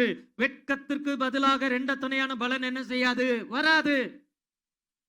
நம்ம குறைச்சல்களுக்கான காரணம் கர்த்தர் நம்மளை ஆசீர்வதிக்க முடியல அப்படிங்கிறது இல்லை. ஆண்டவர் நினைச்சா நம்ம வாழ்க்கையை ஒரு நிமிஷத்துல மாற்ற முடியும். ஆண்டவர் நினைச்சா ஒரு இமை பொழுதுல நம்முடைய வாழ்க்கையை மாற்ற முடியும். இன்னமும் மாறாம இருக்கிறதுக்கான காரணம் நம்ம தான். நம்ம இன்னும் நம்மளை என்ன செய்யல? மாற்ற விரும்பல. நம்ம இன்னும் நம்ம மாற்ற ஆயத்தம் ஆகல. நம்ம இன்னும் சில காரியங்களை விடாப்பிடியாக பிடித்து கொண்டிருப்பதனுடைய விளைவு நம்ம வாழ்க்கையில தொடர்ந்து வெட்கம், தொடர்ந்து இழப்பு, தொடர்ந்து நஷ்டம், தொடர்ந்து பறி கொடுக்கிறதான அனுபவம். வனாந்தரத்தை எகிப்த இன்னமும் நம்ம இருதயத்துல வச்சுக்கிட்டே இருந்தோம் அப்படின்னா பாலும் தேனும் ஓடுகிறதான கானான சுதந்திரிக்கவே முடியாது. அவங்க அலைச்சல்களுக்கு காரணம் என்ன? பாலும் தேனும் ஓடுகிறதான கானான கர்த்தரால கொடுக்க முடியலையா? இல்ல, இருதயத்திலே எகிப்துக்கு திரும்பினார்கள். எகிப்தை விடல, எகிப்தினுடைய பாவங்களை விடல, எகிப்தினுடைய சந்தோஷங்களை விடல, எகிப்தினுடைய இறைச்சி பாத்திரங்களை விடல. எகிப்து அவர்களுடைய இருதயங்களை ஆளுகை செய்ததனுடைய விளைவு ஆண்டவர் அவர்களுக்காக ஆயத்தம் பண்ணி வைத்திருந்ததான நன்மை, தேவன் அவர்களுக்கு முன்குறித்து வைத்திருந்ததான நன்மை சுதந்திரிக்க முடியாத ஒரு தலைமுறையாகவே வனாந்தரத்துல என்ன செஞ்சாங்கன்னா சுத்தினாங்க. 40 வருஷம் ஒரு தலைமுறை தன்னுடைய ஆசீர்வாதங்களை எல்லாம் இழந்து போனதற்கான காரணம் என்னன்னா பழச விட முடியல. ஆண்டவர் விட சொன்னவைகளை விட முடியல. எகிப்தின் அடிமைத்தனத்திலிருந்து ஆண்டவர் அவர்களை விடுவித்து வெளியில கொண்டு வந்தோம். எகிப்து அவர்களுடைய இருதயத்துக்குள்ளேயே இருந்ததனுடைய விளைவு அலைச்சல்கள், விளைவு அந்த வனாந்தரம். கர்த்தர் வாக்கு பண்ணினதை சுதந்திரிக்க முடியாம இன்னைக்கு நம்ம வனாந்தரத்தை சுதந்திரிச்சு வச்சுட்டு இருக்கோம். கர்த்தர் வாக்கு பண்ணின நன்மையை சுதந்திரிக்காம வனாந்தரத்துல நம்ம அலைஞ்சுகிட்டு இருக்கிறோம். ஏன்? பழையதை விடாததனுடைய விளைவு. Before God gives you double portion, He removes your old condition. ஆண்டவர் நமக்கு இரட்டிப்பான ஆசீர்வாதத்தை கொடுப்பதற்கு முன்பாக நம்முடைய பழைய கண்டிஷன் என்ன செய்யணும்? மாற்றணும். பழைய வாழ்க்கையை மாற்றணும். அப்படி என்ன செய்யற நினைக்கிற? பழைய வாழ்க்கையை நம்ம விட்டு கொடுக்கும் பொழுது தேவன் நமக்காக புதிய ஆசீர்வாதங்களை, அரிதிலும் அரிதான ஆசீர்வாதங்களை என்ன செய்வார்? தருவார். இந்த மாதத்துல ஒரு தீர்மானம் எடுக்கணும். ஆண்டவரே, நான் பழைய வாழ்க்கை வாழ மாட்டேன், நான் பழைய தோல்வியில வாழ மாட்டேன், பழைய வெட்கத்துல நான் வாழ மாட்டேன், எகிப்திற்கு நான் இடம் கொடுக்க மாட்டேன், வனாந்தரத்திற்கு நான் இடம் கொடுக்க மாட்டேன் அப்படின்னு சொல்லிட்டு அந்த ஒரு தீர்மானத்தை நாம் எடுக்கும் பொழுது தேவன் நமக்கென்று அரிதான ஆசீர்வாதத்தை, வெட்கத்திற்கு பதிலாக இரண்டத்தனையான பலனை தேவன் என்ன செய்வார்? கொடுப்பார். கில்கால் அனுபவம். அவங்க பல ஆண்டுகளாய் அவங்க வாழ்க்கையில இருந்ததான தோல்வி, பல ஆண்டுகளாய் இருந்ததான பயம், பல ஆண்டுகளாய் இருந்ததான குற்ற உணர்ச்சி. ஏன்னா வேவு பார்த்துட்டு வந்தவங்க 10 பேர் சொல்லக்கூடியதான செய்தி, இல்ல அந்த தேசத்தை நம்ம சுதந்திரிக்க முடியாது, அந்த தேசத்தை நம்ம சுதந்திரிக்க முடியாது, அது அது ராட்சதர்களுடைய, அங்கே ராட்சதர்களை பார்த்தோம், அங்க ஏனாக்கின் புத்திரரை நம்ம பார்த்தோம், சுதந்திரிக்க முடியாது. அந்த அவிசுவாசம் எல்லாம் அவங்களுக்குள்ள என்ன செஞ்சுன்னா இருந்துச்சு. அவங்களுக்குள்ள அந்த பயம் இருந்துச்சு. அந்த ஏனாக்கியரை, எமோரியரை பார்த்து பயம் இருந்துச்சு. இல்ல நம்ம சுதந்திரிக்க முடியாது, இல்ல நம்ம தோற்று போவோம், இல்ல நம்மளால மேற்கொள்ள முடியாது, இல்ல அவங்க எல்லாம் பெரிய ஆட்கள், நம்ம எல்லாம் ஒண்ணுமே இல்லை, இப்படி நினைச்சு நினைச்சு நினைச்சு நினைச்சு அவங்க பல இடங்கள்ல திரும்ப திரும்ப திரும்ப திரும்ப என்ன செஞ்சாங்க? விட்டு கொடுத்துட்டு இருந்தாங்க. இல்ல, அது தேவன் வாக்கு பண்ணினது. நம்ம பயப்பட வேண்டிய அவசியம் இல்லை, நம்ம சோர்ந்து போக வேண்டிய அவசியம் இல்லை. நம்ம நம்ம நம்ம அவங்கள பார்த்து பயந்து குற்ற உணர்ச்சிக்கு இடம் கொடுக்க வேண்டிய அவசியம் இல்லை. பில்காலின் அனுபவம், அவளுடைய நிந்தைகள் என்ன செஞ்சுனா மாற்றப்பட்டது. பழைய வாழ்க்கை என்ன செய்யணும்? மாறணும். எப்ப நம்ம பழைய வாழ்க்கை மாறுதோ, பழைய வாழ்க்கை நம்ம மாற நம்ம விட்டு கொடுக்கிறோமோ, அப்பதான் நம்முடைய வாழ்க்கையில வெட்கத்திற்கு பதிலாக ரெண்டத்தனையாய் பலன் வரும். ஒரு வசனத்தை வாசிப்போம். ஏசாயா தீர்க்கதரிசியின் புஸ்தகம், ஏசாயா தீர்க்கதரிசியின் புஸ்தகம் 40ஆம் அதிகாரம் 1-2 வசனங்களை பாருங்க.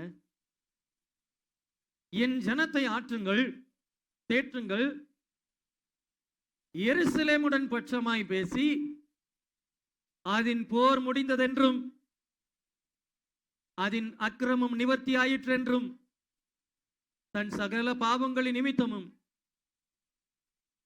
கர்த்தரின் கையில் இரட்டிப்பாய் அடைந்து தீர்ந்ததென்றும் அதற்கு கூறுங்கள். இப்ப கர்த்தர் சொல்றாரு, எருசலேமுக்கு பட்சமாய் பேசி அதன் போர் முடிந்தது என்றும். எருசலேம் கூட யார் போர் செய்யறார்?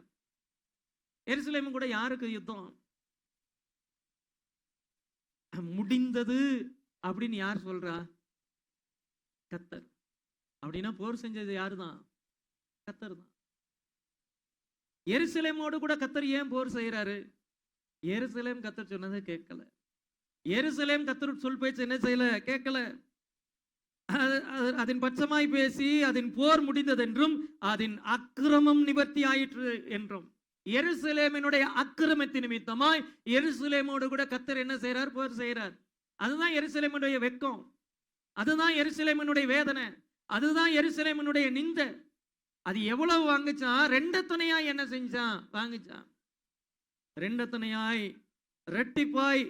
அது தன் சகல பாவங்களின் நிமித்தம் கர்த்தரின் கையில் இரட்டிப்பாய் அடைந்து தீர்ந்தது. பாருங்க, நம்ம வாழ்க்கையில ஒண்ணு கர்த்தரின் கையில இரட்டிப்பாய் அடைந்து தீரணும், இல்ல அப்படின்னா இரட்டிப்பான பலன் அடையணும். இதை ரெண்டையுமே தீர்மானிக்கிறது யாருதான்? நம்ம தான். நம்ம வாழ்க்கையில பாவமும் நம்ம வாழ்க்கையில அக்கிரமும் நம்ம வாழ்க்கையில பாவ வாழ்க்கையும் இருக்குமானால் கர்த்தர் நம்மோடு கூட என்ன செய்வார்? போர் செய்வார். கர்த்தர் நம்மோடு கூட என்ன செய்வார்? யுத்தம் செய்வார். அப்போ அது வெட்கம், வேதனை, அவமானம், அலைச்சல் அப்படி என்ன செய்ய இருக்கும். ஆனா கர்த்தர் போர் முடிஞ்சிருச்சுன்னு சொல்லிட்டாருன்னு வைங்களேன், வெட்கத்திற்கு பதிலாக ரெண்டத்தனையான பலன் வரும். ஏன் பட்சமாய் பேசுங்கள் சொல்லி சொல்றாரு? அது எருசலேம் தானே சரி பண்ணிடுச்சு. எருசலேம் சரி பண்ணதுக்கு பிறகு அங்க ஆண்டவர் சொல்றாரு, கர்த்தருக்கு வழியை ஆயத்தப்படுத்துங்கள், அவாந்திர வழியிலே நம்முடைய தேவனுக்கு பாதையை செவ்வாய்ப்படுத்துங்கள் சொல்லிட்டு அடுத்த ஆசீர்வாதம், எருசலேமுக்கான ஆசீர்வாதத்தை சொல்றாரு. பள்ளங்கள் எல்லாம் உயர்த்தப்பட்டு சகல மலையும் குன்றும் தாழ்த்தப்பட்டு கோணலானது செவ்வையாகி கரடு முரடானவைகள் சமமாக்கப்படும் என்றும் கர்த்தரின் மகிமை வெளியரங்கமாகும் என்றும் மாம்சமான யாவும் அதை காணும் என்றும் சொல்றார். எப்போ போர் முடியுதோ, நம்ம குடும்பங்களோடு கூட கர்த்தர் போர் செஞ்சா, நம்ம குடும்பங்களோடு கூட கர்த்தர் யுத்தம் செஞ்சுட்டு இருந்தா நம்ம வாழ்க்கையில ஆசீர்வாதம் வராது. நம்ம பழைய வாழ்க்கையை மாற்றி தேவன் விரும்புகிற புது வாழ்க்கைக்கு நம்மை ஒப்பு கொடுக்கும் பொழுது நம்முடைய வாழ்க்கையில் இருக்கக்கூடிய பள்ளங்கள் எல்லாம் என்ன செய்யணும்? உயர்த்தப்படும். கோணலானவைகள் செவ்வையாக்கப்படும், கரடு முரடானவைகள் சமமாக்கப்படும். கர்த்தரின் மகிமை என்ன செய்யும்? வெளியரங்கமாகும். அப்ப கர்த்தருடைய மகிமை வெளியரங்கமாகணும்னா நம்ம என்ன செய்யணும்? நிவர்த்தி செய்யணும். நம்ம தான் என்ன செய்யணும்? நிவர்த்தி செய்யணும். நம்ம நிவர்த்தி செய்யும் பொழுது தேவன் நம்ம வாழ்க்கையில வெட்கத்திற்கு பதிலாக இரட்டிப்பான பலன்களை, ஆசீர்வாதங்களை கொடுப்பார். இரண்டாவது காரியம், 2 ராஜாக்கள் 2ஆம் அதிகாரம் 2ஆம் வசனம்.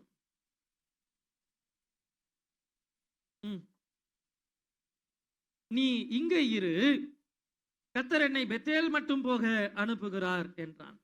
அதற்கு எலிசா, நான் உம்மை விடுகிறதில்லை என்று கர்த்தரின் ஜீவனையும் உம்முடைய ஜீவனையும் கொண்டு செல்லுகிறேன் என்றான். அப்படியே இருவரும் பெத்தேலுக்கு போனார்கள். இந்த புரட்டப்பட்டாச்சு, பழைய வாழ்க்கைய விட்டாச்சு. அடுத்து எங்க போகணும்? அடுத்து என்ன செய்யணும்? பெத்தேல் அப்படின்னா என்னது? வானத்தின் வாசல். இப்போ எலியா தீர்க்கதரிசி சொல்றாரு, நீ இங்கே இரு, கர்த்தர் என்னை பெத்தேல் மட்டும் போக அனுப்புகிறார். இந்த காரியங்கள் எல்லாம் நடக்கிறப்ப நீங்க பாத்தீங்கன்னா, கர்த்தர் எலியாட்ட பேசிட்டு தான் இருக்கிறார். கில்கால்ல இருந்து புறப்படுறாங்க. இப்ப என்ன செய்யறாருன்னு ஆண்டவர் சொல்றார், நீ பெத்தேலுக்கு போங்கிறார்.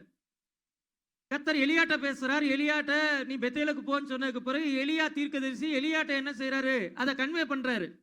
கர்த்தர் என்னை பெத்தேல் மட்டும் போக அனுப்புகிறார், நீ இங்க என்ன செய் இரு. என் ஸ்தானத்துல உன்னை அபிஷேகம் பண்ணியாச்சு, இனி நீ இருந்து என்ன செய் பார்த்துக்க, நான் போறேங்கிறார். இல்ல இல்ல, நான் உம்மை விடுகிறது இல்லை என்று கர்த்தரின் ஜீவனையும் உம்முடைய ஜீவனையும் கொண்டு என்ன செய்யறேன்னா சொல்லுகிறேன்னு சொல்லிட்டு அவர் என்ன செய்யறாருன்னா பெத்தேல் வரைக்கும் இப்ப என்ன செய்யறாரு, போறார். இதுதான் ஸ்டேஜ் 2. தேவன் நம்ம வெட்கத்திற்கு பதிலாக ரெண்டத்தனையாய் மாற்றணும் அப்படின்னா, நமக்கு ஆசீர்வாதங்களை கொடுக்கணும், நமக்கு நன்மைகளை கொடுக்கணும், ரெட்டிப்பான ஆசீர்வாதங்களை கொடுக்கணும். எலியா ஹேண்டில் பண்ண முடியாத சுச்சுவேஷனை நம்மை கொண்டு ஹேண்டில் பண்ணக்கூடிய அளவிற்கு தேவன் நம்மை தகுதிப்படுத்தணும் அப்படின்னா, அடுத்த ஸ்டேஜ் என்னன்னா பெத்தேல். பெத்தேல் அப்படிங்கிறது என்ன அப்படின்னா, அது தேவனுடைய சன்னதி. அது தேவனுடைய சன்னதி, அது வானத்தின் வாசல். கில்கால்ல என்னைக்கும் தங்கி இருக்க முடியாது. நான் பழசெல்லாம் விட்டுட்டேன், நான் பழசெல்லாம் விட்டுட்டேன், நான் பழைய காரியங்கள் எல்லாம் விட்டுட்டேன், நான் பழைய வாழ்க்கையெல்லாம் விட்டுட்டேன். அது மாத்திரம் போதாது. அடுத்த ஸ்டேஜ் என்னது, வானத்தின் வாசல். தேவ சமூகத்துல வந்து என்ன செய்யணும், நம்ம நிக்கணும். பாருங்க, சிலர் எல்லா இடத்துக்கும் கூப்பிட்டா வருவாங்க. எங்க போகணும் கூப்பிட்டாலும் வருவாங்க. ஒரு கடைக்கு போகணும், வரியா வரேன். ஒரு ஃபங்க்ஷனுக்கு போகணும், வரேன், வரியா வரேன். எங்க கூப்பிட்டாலும் என்ன செய்வாங்க, வருவாங்க. சர்ச்சுக்கு போகணும், வரியா, வரமாட்டாங்க. எல்லா காரியத்திலையும் கூட இருப்பாங்க, எல்லா காரியத்திலையும் நம்மோட கூட என்ன செய்வாங்க, இருப்பாங்க. ஆனா தேவ சமூகம், ஒரு உபவாச ஜெபம், ஒரு ஃபாஸ்டிங் பிரேயர், ஒரு 21 நாள் உபவாச ஜெபம், வா போய் ஜெபம் பண்ணுவோம், இல்ல வர முடியாது. இல்ல அன்னைக்கு எனக்கு வேற கமிட்மெண்ட் இருக்குது, வேற வேலை இருக்குது. பாருங்க, பழைய வாழ்க்கையை விட்டுட்டு நான் ஜெப வாழ்க்கையை வளர்க்கல அப்படின்னா எனக்கு விசேஷித்த ஆசீர்வாதம் என்ன செய்யாது, வராது. ரெட்டிப்பான ஆசீர்வாதம் என்ன செய்யாது, வராது. பழைய காரியங்கள் எல்லாம் தூக்கி எறிஞ்சிட்டேன், ஆனா தேவனோடு கூட இருக்கக்கூடியதான உறவை நான் பிடிச்சுக்கிட்டேன் நம்ம சொல்லலைன்னா நம்ம வாழ்க்கையில ரெட்டிப்பான ஆசீர்வாதம் என்ன செய்யாது, வராது. ரெட்டிப்பான நன்மை என்ன செய்யாது, வராது. சில நேரங்களில் நம்ம எல்லாத்தையும் விட்டுருவோம். ஆனா தேவனோடு கூட இருக்கக்கூடிய ஐக்கியத்துல வளர்ந்துருக்கோம்னா வளர்ந்துருக்க மாட்டோம்.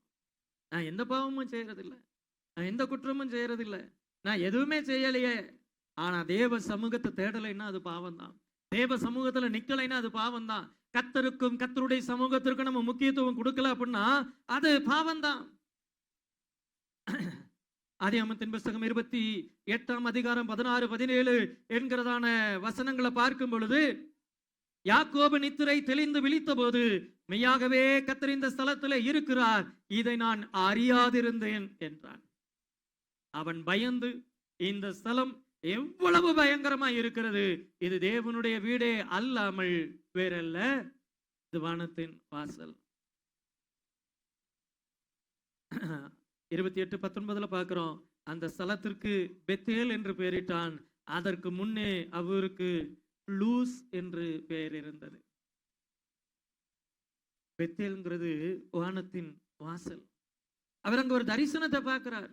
அங்க வானத்துக்கும் பூமிக்கும் இடையே ஒரு ஏணி வைக்கப்பட்டிருக்கிறதையும் தேவதூதர்கள் ஏறுகிறதையும் இறங்குறதையும் என்ன செய்யறாருன்னா பார்த்துட்டு சொல்றாரு, இது வானத்தினுடைய வாசல். அங்கிருந்து கர்த்தர் என்ன செய்யறார், பேசுறார். அங்கிருந்து யாக்கோபினுடைய எதிர்காலத்திற்கான காரியங்களை பேசுறார். அங்கிருந்து நான் ஆபிரகாமின் தேவனும் ஈசாக்கின் தேவனுமாய் இருக்கிறேன்னு சொல்லிட்டு என்ன செய்யறார், பேசுறார். யாக்கோபினுடைய எதிர்காலத்திற்கான காரியங்களை என்ன செய்யறார், அந்த தேவன் என்ன செய்யறார், திட்டம் பண்ணினார். எங்க திட்டம் பண்ணார், பெத்தேல்ல. அப்போ கில்காலின் அனுபவத்தை தாண்டி நம்ம எங்க வரணும் அப்படின்னா பெத்தேலுக்கு என்ன செய்யணும், வரணும். எலியா தீர்க்கதரிசி சொல்றாரு, நீ இங்கே மட்டும் என்ன செய், இரு, நீ வேண்டாம் அப்படிங்கிறார். வர வேண்டாம்னு சொல்றாரு. தடை பண்ணுவது நோக்கம் அல்ல, விடாபிடியாய் எலிசா தீர்க்கதரிசி பின்பற்றுகிறாரா அப்படின்னு பாக்குறது தான் நோக்கம். வேண்டான்னு சொன்னாலும் என்ன செய்யணும், வரணும். அப்படி என்ன செய்யறாருன்னா, அவர் உம்மை விட்டு என்ன செய்ய மாட்டேன், பிரிய மாட்டேன். சிலர் பாருங்க, ஆசீர்வாதம் வேணும்னா மாத்திரம் ஆண்டவரை என்ன செய்வாங்க, தேடுவாங்க. குடும்பத்துல ஏதாவது ஒரு பிரச்சனைனா மட்டும் ஆண்டவர் என்ன செய்வாங்க? தேடுவாங்க. ஏதோ ஒரு காரியம், ஏதோ ஒரு காரியத்துல எதிர்பார்க்கிறப்ப மாத்திரம் ஆண்டவர் என்ன செய்வாங்க? தேடுவாங்க. தேவை ஒரு அற்புதம், ஏதோ ஒரு காரியத்தை ஆண்டவர்ட்ட எதிர்பார்க்கிறப்ப மாத்திரம் தேவனை தேடுறது அப்படி அல்ல. இங்க எலிசா தீர்க்கதரிசி அப்படி இல்ல. தேவைக்காக அல்ல. நீ இங்க இரு அப்படிங்கிறார். இல்ல, நான் இருக்க மாட்டேன். நான் என்ன செய்வேன்? வருவேன். பெத்தேலுக்கு நான் என்ன செய்வேன்? வருவேன். தேவ சந்நிதிக்கு நான் என்ன செய்வேன்? வருவேன். தேவ சமூகத்துக்கு நான் என்ன செய்வேன்? வருவேன். பெத்தேலில நீங்க நிப்பீங்கன்னா நானும் வந்து என்ன செய்வேன்? நிப்பேன். அவர் என்ன செய்யலைன்னா அந்த அந்த ஒரு ஒரு ஒரு ஒரு அபிஷேகங்கிறத தாண்டி அந்த உறவை என்ன செஞ்சார்னா தேடினார். ஆண்டவர் நம்ம எப்படி இருக்கணும்னு எதிர்பார்க்கிறார்னா, ஆசீர்வாதத்தை தேடுகிறவர்களாக இராமல் பிரசன்னத்தை தேடுகிறவர்களா இருக்கணும்னு விரும்புறார். முதல்ல பிரசன்னம், முதல்ல தேவ சமூகம், முதல்ல அவருடைய சமூகத்துல வந்து விழுந்து கிடக்கிறதான அந்த அனுபவம், அதுல மட்டும் நம்ம சரியா இருந்தா போதும். ஆசீர்வாதத்தை கத்தட்ட கேட்கணுங்கிற அவசியம் இல்லை. ஆண்டவரே என்ன ஆசீர்வதின்னு கேட்க வேண்டிய அவசியம் இல்லை. ஆண்டவரே என்னுடைய வாழ்க்கையை மாற்றணும்னு கேட்க வேண்டிய அவசியம் இல்லை. அவருடைய சமூகத்துல வந்து நம்ம உட்காருகிற அனுபவம் நமக்கு இருக்குமானால் ஆண்டவர் நம்ம வாழ்க்கையை மாற்றுறார். நம்ம பல நேரங்கள்ல நம்ம ஆண்டவர்கிட்ட போய் என்ன செய்யறோம்னா, பல காரியங்களை விண்ணப்பங்களை வைக்கிறதுக்கு மாத்திரம் போறோம். லிஸ்ட் பெருசா என்ன செய்ய இருக்கும். 10 நிமிஷம் 15 நிமிஷத்துல நம்ம கொடுக்கக்கூடிய லிஸ்ட் எப்படி இருக்கும்? 10-15 பக்கம் இருக்கும். 10 ஸ்தோத்திரம் சொல்லிட்டு 10,000 விண்ணப்பங்கள் என்ன செய்வோம்? வைப்போம். பாருங்க, ஆண்டவர் நம்முடைய விண்ணப்பங்களுக்கு செவி கொடுக்கிறவர் தான். ஆனா முதல்ல நம்ம உறவை தேடணும். முதல்ல தேவ சமூகத்தை தேடணும். இப்ப உங்க பிள்ளைங்க உங்ககிட்ட பேசவே இல்லை, விசாரிக்கவே இல்லை, உங்களை குறித்து எந்த அக்கறையும் இல்லை, அதுக்கு ஏதோ ஒன்று தேவைன்னா மட்டும் வந்து கேட்குதுன்னு வைங்களேன், அது எப்படிப்பட்டதான பிள்ளை? அந்த பிள்ளை உங்களை தேவைக்கு என்ன செய்து பயன்படுத்துதே தவிர அது தகப்பன் பிள்ளை என்கிறதான உறவை என்ன செய்யறது இல்ல, தாய் பிள்ளை என்கிறதான உறவை என்ன செய்யறது இல்ல. உறவு வேண்டாம், பணம் வேணும். உறவு வேண்டாம், சொத்துல பங்கு வேணும். உறவு வேண்டாம், எனக்கு ஆஸ்தியில என்ன செய்யணும்? இளைய குமாரன் என்னுடைய ஆஸ்திகளிலே எனக்கு உரியதை என்ன செய்யணும்? கொடுக்கணுங்கிறான். தகப்பன் என்ன செய்ய வேண்டாமா? வேண்டாம். சகோதரர்கள் என்ன செய்ய வேண்டாமா? வேண்டாம். இப்படிதான் பல நேரங்கள்ல நம்முடைய ஜெபங்கள் மாறி போயிருது. ஜெபங்கிறது என்னது? அது ஒரு லிஸ்ட்டை போட்டு என்ன செய்யறேன்னு எடுத்துட்டு போயிருது. இன்னைக்கு உபாசபத்துல போய் உட்கார்ந்து எப்படியாவது ஆண்டவர் கை காலில் விழுந்து இதை என்ன செய்யணும்? வாங்கணும். இப்படிதான் வர்றோம் அல்ல. தேவனுடைய சமூகத்துல வந்து என்ன செய்யணும்? விழுந்து கிடக்கிறதுங்க. அவரை துதிச்சு அவர் ஆராய்ச்சி இதுவரை செய்த நன்மைகளுக்காக. பாருங்க, ஒரு நாளைக்கு ஒரு 15 நிமிடமாகிலும் ஆண்டவரோடு கூட செலவிடுவதற்குன்னு என்ன செய்யணும்? ஒதுக்கணும். அந்த 15 நிமிடங்கள்ல கூட எந்த விண்ணப்பங்களையும் கேட்காம, ஆண்டவரே எனக்கு இதை கொடுங்க அதை கொடுங்கன்னு கேட்காம, ஆண்டவரை துதிக்கிற, ஆண்டவரை பிரைஸ் பண்ணுகிற, ஆண்டவர் செய்த நன்மைகளுக்காக நன்றி செலுத்துகிறது தான் நல்ல ஒரு உறவாடுகிறதான அனுபவம். நம்ம வர்றப்பெல்லாம் லிஸ்டோட தான் வர்றோம் அப்படிங்கிற பட்சத்துல அங்க உறவு இருக்காது. அது நமக்கு ஆசீர்வாதமாகவும் இருக்காது. யாத்ராகமத்தின் புஸ்தகம் 33ஆம் அதிகாரம் 11ஆம் வசனம் பாருங்க. யாத்ராகமத்தின் புஸ்தகம் 33:11. யாத்ராகமம் 33:11. ஒருவன் தன் சிநேகிதனோடு பேசுவது போல கர்த்தர் மோசேயோடே முகமுகமாய் பேசினார். பின்பு அவன் பாளையத்துக்கு திரும்பினான். மோசே கூட கர்த்தர் எப்படி பேசுறாராம்? முகமுகமா பேசுறாராம். சிநேகிதனோடு கூட பேசுகிறது போல என்ன செய்யறாராம்? பேசுறாராம். மலைக்கு மேல போறாங்க. மோசே போனதுக்கு பிறகு மோசே ஆண்டவர் எப்படி பேசுறதுக்கு ஆரம்பிச்சாங்கன்னா, சிநேகிதன். சிநேகிதன்னா என்னது? அதுதான் உறவாடுறது. உங்க ஃப்ரெண்டு கிட்ட எப்படி பேசுவீங்க? ஃப்ரெண்ட்ஸு கிட்ட பேசுறப்ப எவ்வளவு நேரம் பேசுவீங்க? சில நேரங்கள்ல ஃப்ரெண்டு கிட்ட பேசுறேன்னு சொல்லிட்டு போன் எடுத்தா 1 மணி நேரம் 2 மணி நேரம் பேசுறீங்களா இல்லையா? பேசத்தான் செய்யறோம். சும்மா இருந்தா போனை போட்டா, சும்மா விசாரிக்கிற கூப்பிட்டா பேசுவோம். ஃப்ரெண்ட்ஸ், ரொம்ப க்ளோஸ் ஃப்ரெண்ட்ஸ், உயிருக்குயிரான நண்பர்கள், நானும் பேசுவேன். பாஸ்டர் ரீகன், பாஸ்டர் ஆபில்ட்ட எல்லாம் பேசுறதுக்கு ஆரம்பிச்சோம்னா பல மணி நேரங்கள் பேசுவோம். மோசே யாருகிட்ட பேசினாரு? ஆரோன்ட்ட பேசினாரா? இல்ல அங்க பாளையத்தில் இருக்கக்கூடிய மற்றவங்க கூட பேசினாரான்னு பார்த்தா இல்ல. மலை மேல ஏறி போய் மோசே கர்த்தரோடு கூட என்ன செய்யறாருன்னா பேசுறதுக்கு ஆரம்பிச்சார். ஒரு சிநேகிதனோடு கூட பேசுகிறது போல என்ன செஞ்சார்னா பேசினார். பின்பு அவன் பாளையத்துக்கு திரும்பினான். நூனின் குமாரனாகி யோசுவா என்னும் அவனுடைய பணிவிடைக்காரனாகிய வாலிபன் ஆசரிப்பு கூடாரத்தை விட்டு புரியாதிருந்தான். யோசுவாவுக்குன்னு ஒரு அடையாளமே இல்லை. முகமுகமாய் பேசுறாரு யாருகிட்ட? மோசே கூட. ஆனா கர்த்தர் என்ன செய்யல? யோசுவாவு கூட பேசல. கர்த்தர் என்ன செய்யல? யோசுவாவுக்கு தரிசனம் ஆகல. ஆனா யோசுவா ஆசரிப்பு கூடாரத்தை விட்டு நீங்காதிருந்தான்.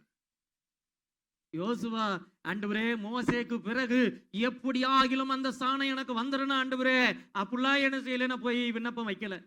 அப்படிலாம் தேவ சமூகத்துல விழுந்து கிடக்கல. ஒரு சிநேகிதனோடு கூட பேசுகிறது போல, மோசையோடு கூட நீர் பேசுகிறது போல என் கூட நீ பேசணும்.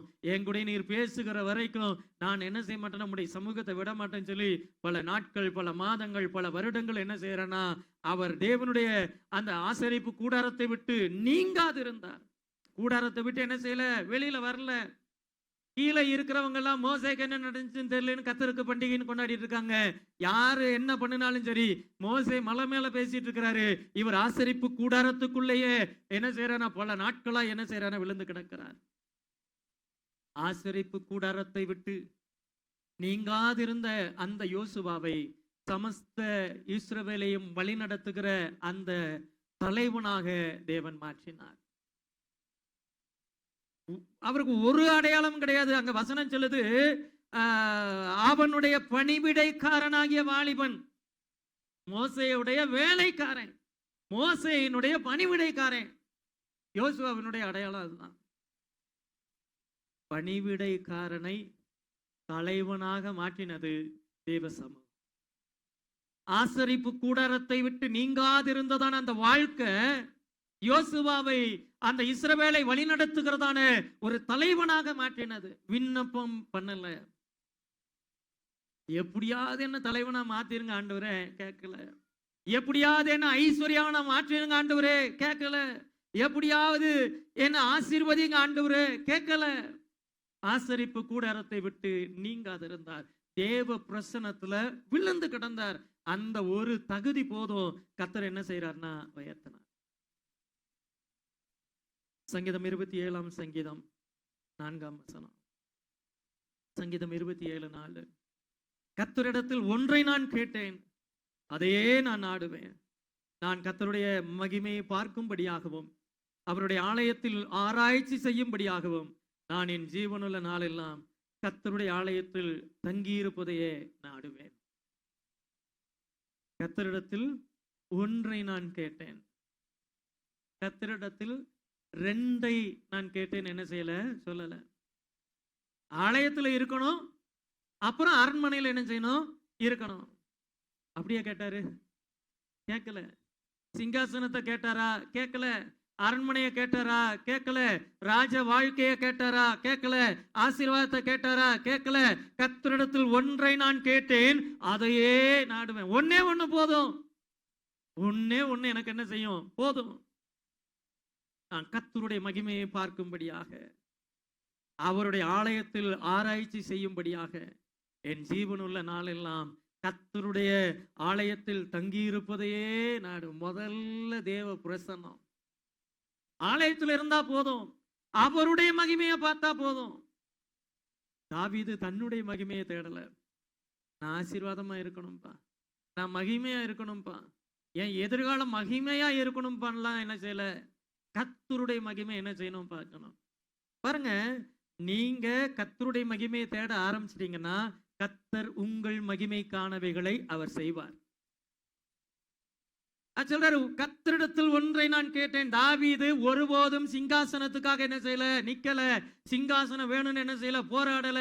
சிங்காசனத்தை எனக்கு கொடுங்க ஆண்டவரே, சவுலை தள்ளுங்கப்பா, சவுளுடைய குடும்பத்தை தள்ளுங்கப்பா, எவனாவது போட்டிக்கு திடீர்னு வந்துட போறான்ப்பா, எப்படியாவது என்னை ராஜா ஆக்கிருங்கப்பா, என் சகோதரர்கள் முன்னாடி என்ன உயர்த்திருங்கப்பா, என் சத்துருக்களுக்கு முன்னாடி என்ன உயர்த்திருங்கப்பா. கேட்கல.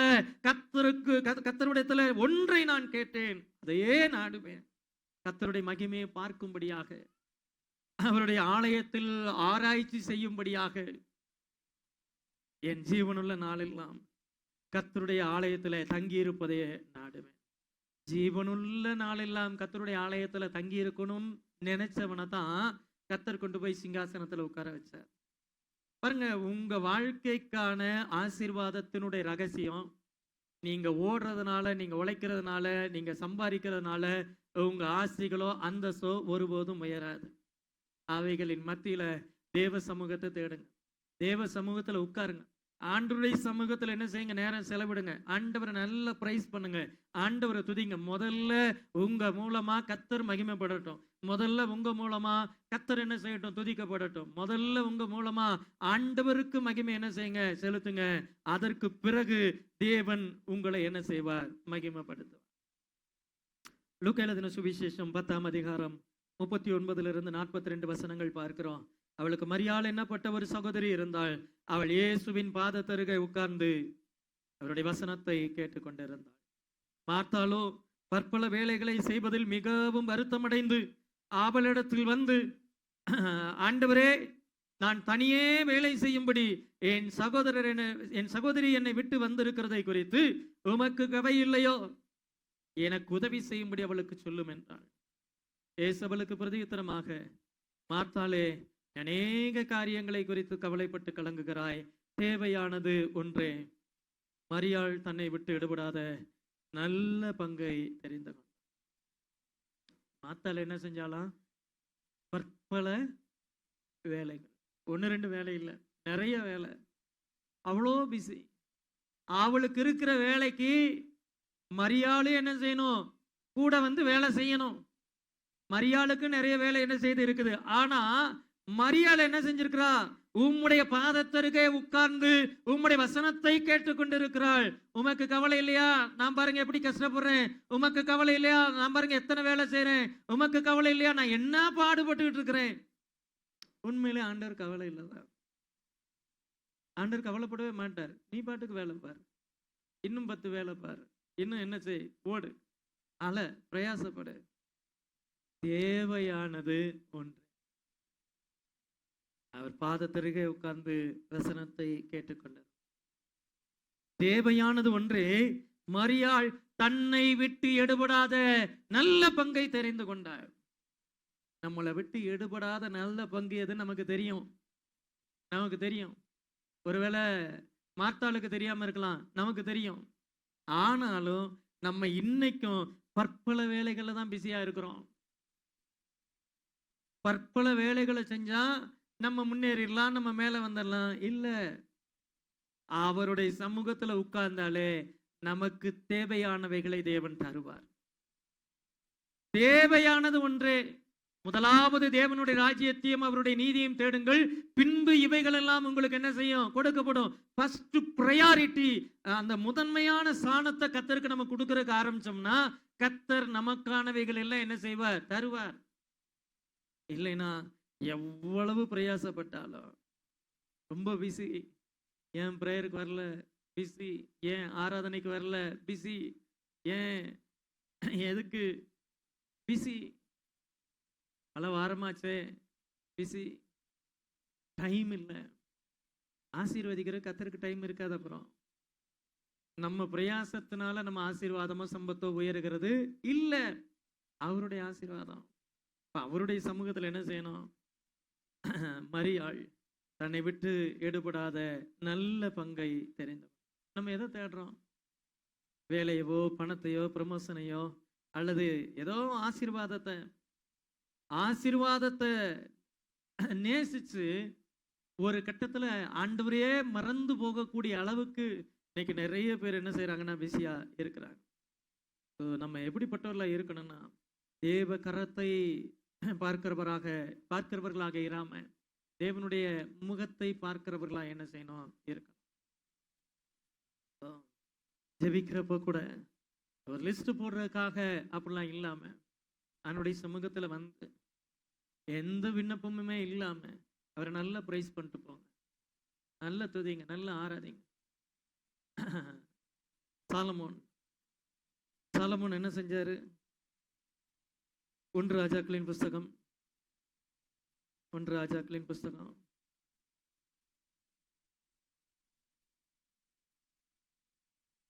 3ஆம் அதிகாரம்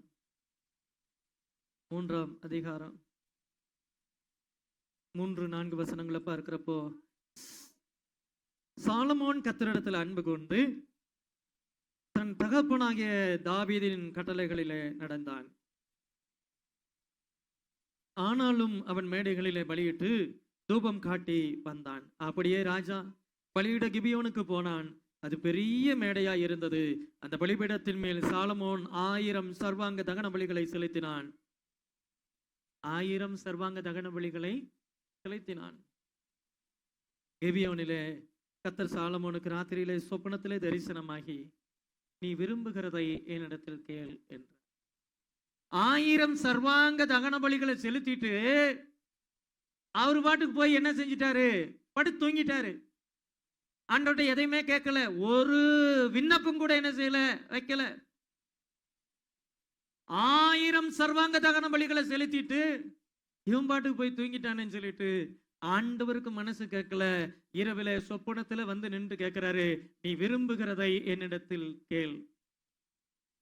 பாருங்க, நம்ம ஆராதிக்க கூடியதான ஆண்டவர் எப்படிப்பட்டவர்னா, அவருக்கு தெரியும். அவரே என்ன செய்வாரு? கொடுப்பார். இல்ல அவரே வந்து என்ன செய்வார்? கேட்பார். நான் கேட்டுக்கிட்டே இருக்கணும்னு அவசியம் இல்லை. நான் அலட்டி கொண்டே இருக்கணுங்கிற அவசியம் இல்லை. அவரை போட்டு என்ன ஆசீர்வதிங்க, என்ன ஆசீர்வதிங்க, என்ன ஆசீர்வதிங்கன்னு போட்டு உழுக்க வேண்டிய அவசியமே இல்லை. நல்ல பிரைஸ் பண்ணுங்க. இந்த மாதத்துல ஒரு தீர்மானம் எடுங்க. பெத்தேலின் அனுபவம், அந்த யோசுவாவை போல தேவனோடு கூட உறவாடுகிறதான அந்த அனுபவம் எனக்கு வரட்டும். ஆசரிப்பு கூடாரத்தை விட்டு நீங்காதிருந்தான். நேரம் எடுங்க, கொஞ்சம் டைம் ஒதுக்குங்க. தேவனுடைய சமூகத்துல வந்து உட்காருவதற்கு என்ன செய்யுங்க? நேரத்தை ஒதுக்குங்க. ஒண்ணு வீட்டை பூட்டிட்டு உட்காருங்க, இல்லையா சர்ச்சில் வந்து உட்காருங்க. தேவனுடைய சமூகத்துல வந்து என்ன செய்யுங்க? உட்காருங்க. கொஞ்ச நேரம் உட்கார்ந்து ஆண்டவரே அப்படின்னு சொல்லி ஆண்டவருடைய சமூகத்தை பிடிச்சிட்டு என்ன செய்யுங்க? நில்லுங்க. ஆண்டவர் நல்லா துதிங்க, ஆண்டவர் நல்லா ஆராதிங்க, நல்லா பிரைஸ் பண்ணுங்க. கர்த்தர் உங்களுக்கு தரிசனமாவார். கர்த்தர் உங்களுக்கான ஆசீர்வாதங்களை கொடுப்பார். கேட்டதை விட அவர் கேட்கிறாரு, ஆண்டவரே ஞானத்தை தாரும் கேட்கிறாரு. இதுவும் அன்றி நீ கேளாத ஐஸ்வர்யத்தையும் மகிமையும் உனக்கு தந்தேன். பாருங்க, அவரை நல்லா துதிச்சுட்டு போயிட்டீங்கன்னா, விரும்புகிறதை கேள்னு சொல்லிட்டு சொல்ற ஆண்டவர் விரும்பினதை மட்டும் கொடுக்கல, கேட்டதை மட்டும் கொடுக்கல, விண்ணப்பம் வச்சதை மட்டும் கொடுக்கல, கேளாததையும் கொடுக்கிறார். இதை நீ கேட்கல, இந்த வச்சுக்க. இதை நீ கேட்க மறந்துட்ட, இதை நீ என்ன செய்? வச்சுக்க. நம்ம ஆசீர்வாதத்துக்காக மட்டும் ஆண்டவரை தேடணும் அப்படின்னா அது கிடைக்கலாம், கிடைக்காம இருக்கலாம். கிடைச்சதுக்கு பிறகு கர்த்தரை விட்டுட்டு போயிடலாம். ஆனா உறவுக்காக, ஆண்டவரோடு கூட ஒரு சிநேகிதனோடு பேசுகிறது போல முகமுகமாய் பேசுகிற அந்த உறவை தேடி கர்த்தருடைய ஆலயத்திலே நான் ஆராய்ச்சி செய்யும்படியாக தேவனுடைய சமூகத்துல நான் காத்திருக்கிறேன், தேவனுடைய சமூகத்துல நான் அமர்ந்திருக்கிறேன்னு சொல்லி அந்த உறவுக்காக நீங்கள் தேவனை தேடுவீர்கள். ஆனால் அந்த உறவுக்காக நீங்க தேவனை தேடுவீர்கள். ஆனால் கேட்டது மாத்திரம் இல்லை, கேளாததையும் தந்து நம்மை ஆசீர்வதி. கண்களை மூடி ஜெபிப்போம். மீதமுள்ள காரியங்களை இன்னும் 2 ஸ்டேஜ் கர்த்தருக்கு சித்தமானால் அடுத்த வாரத்துல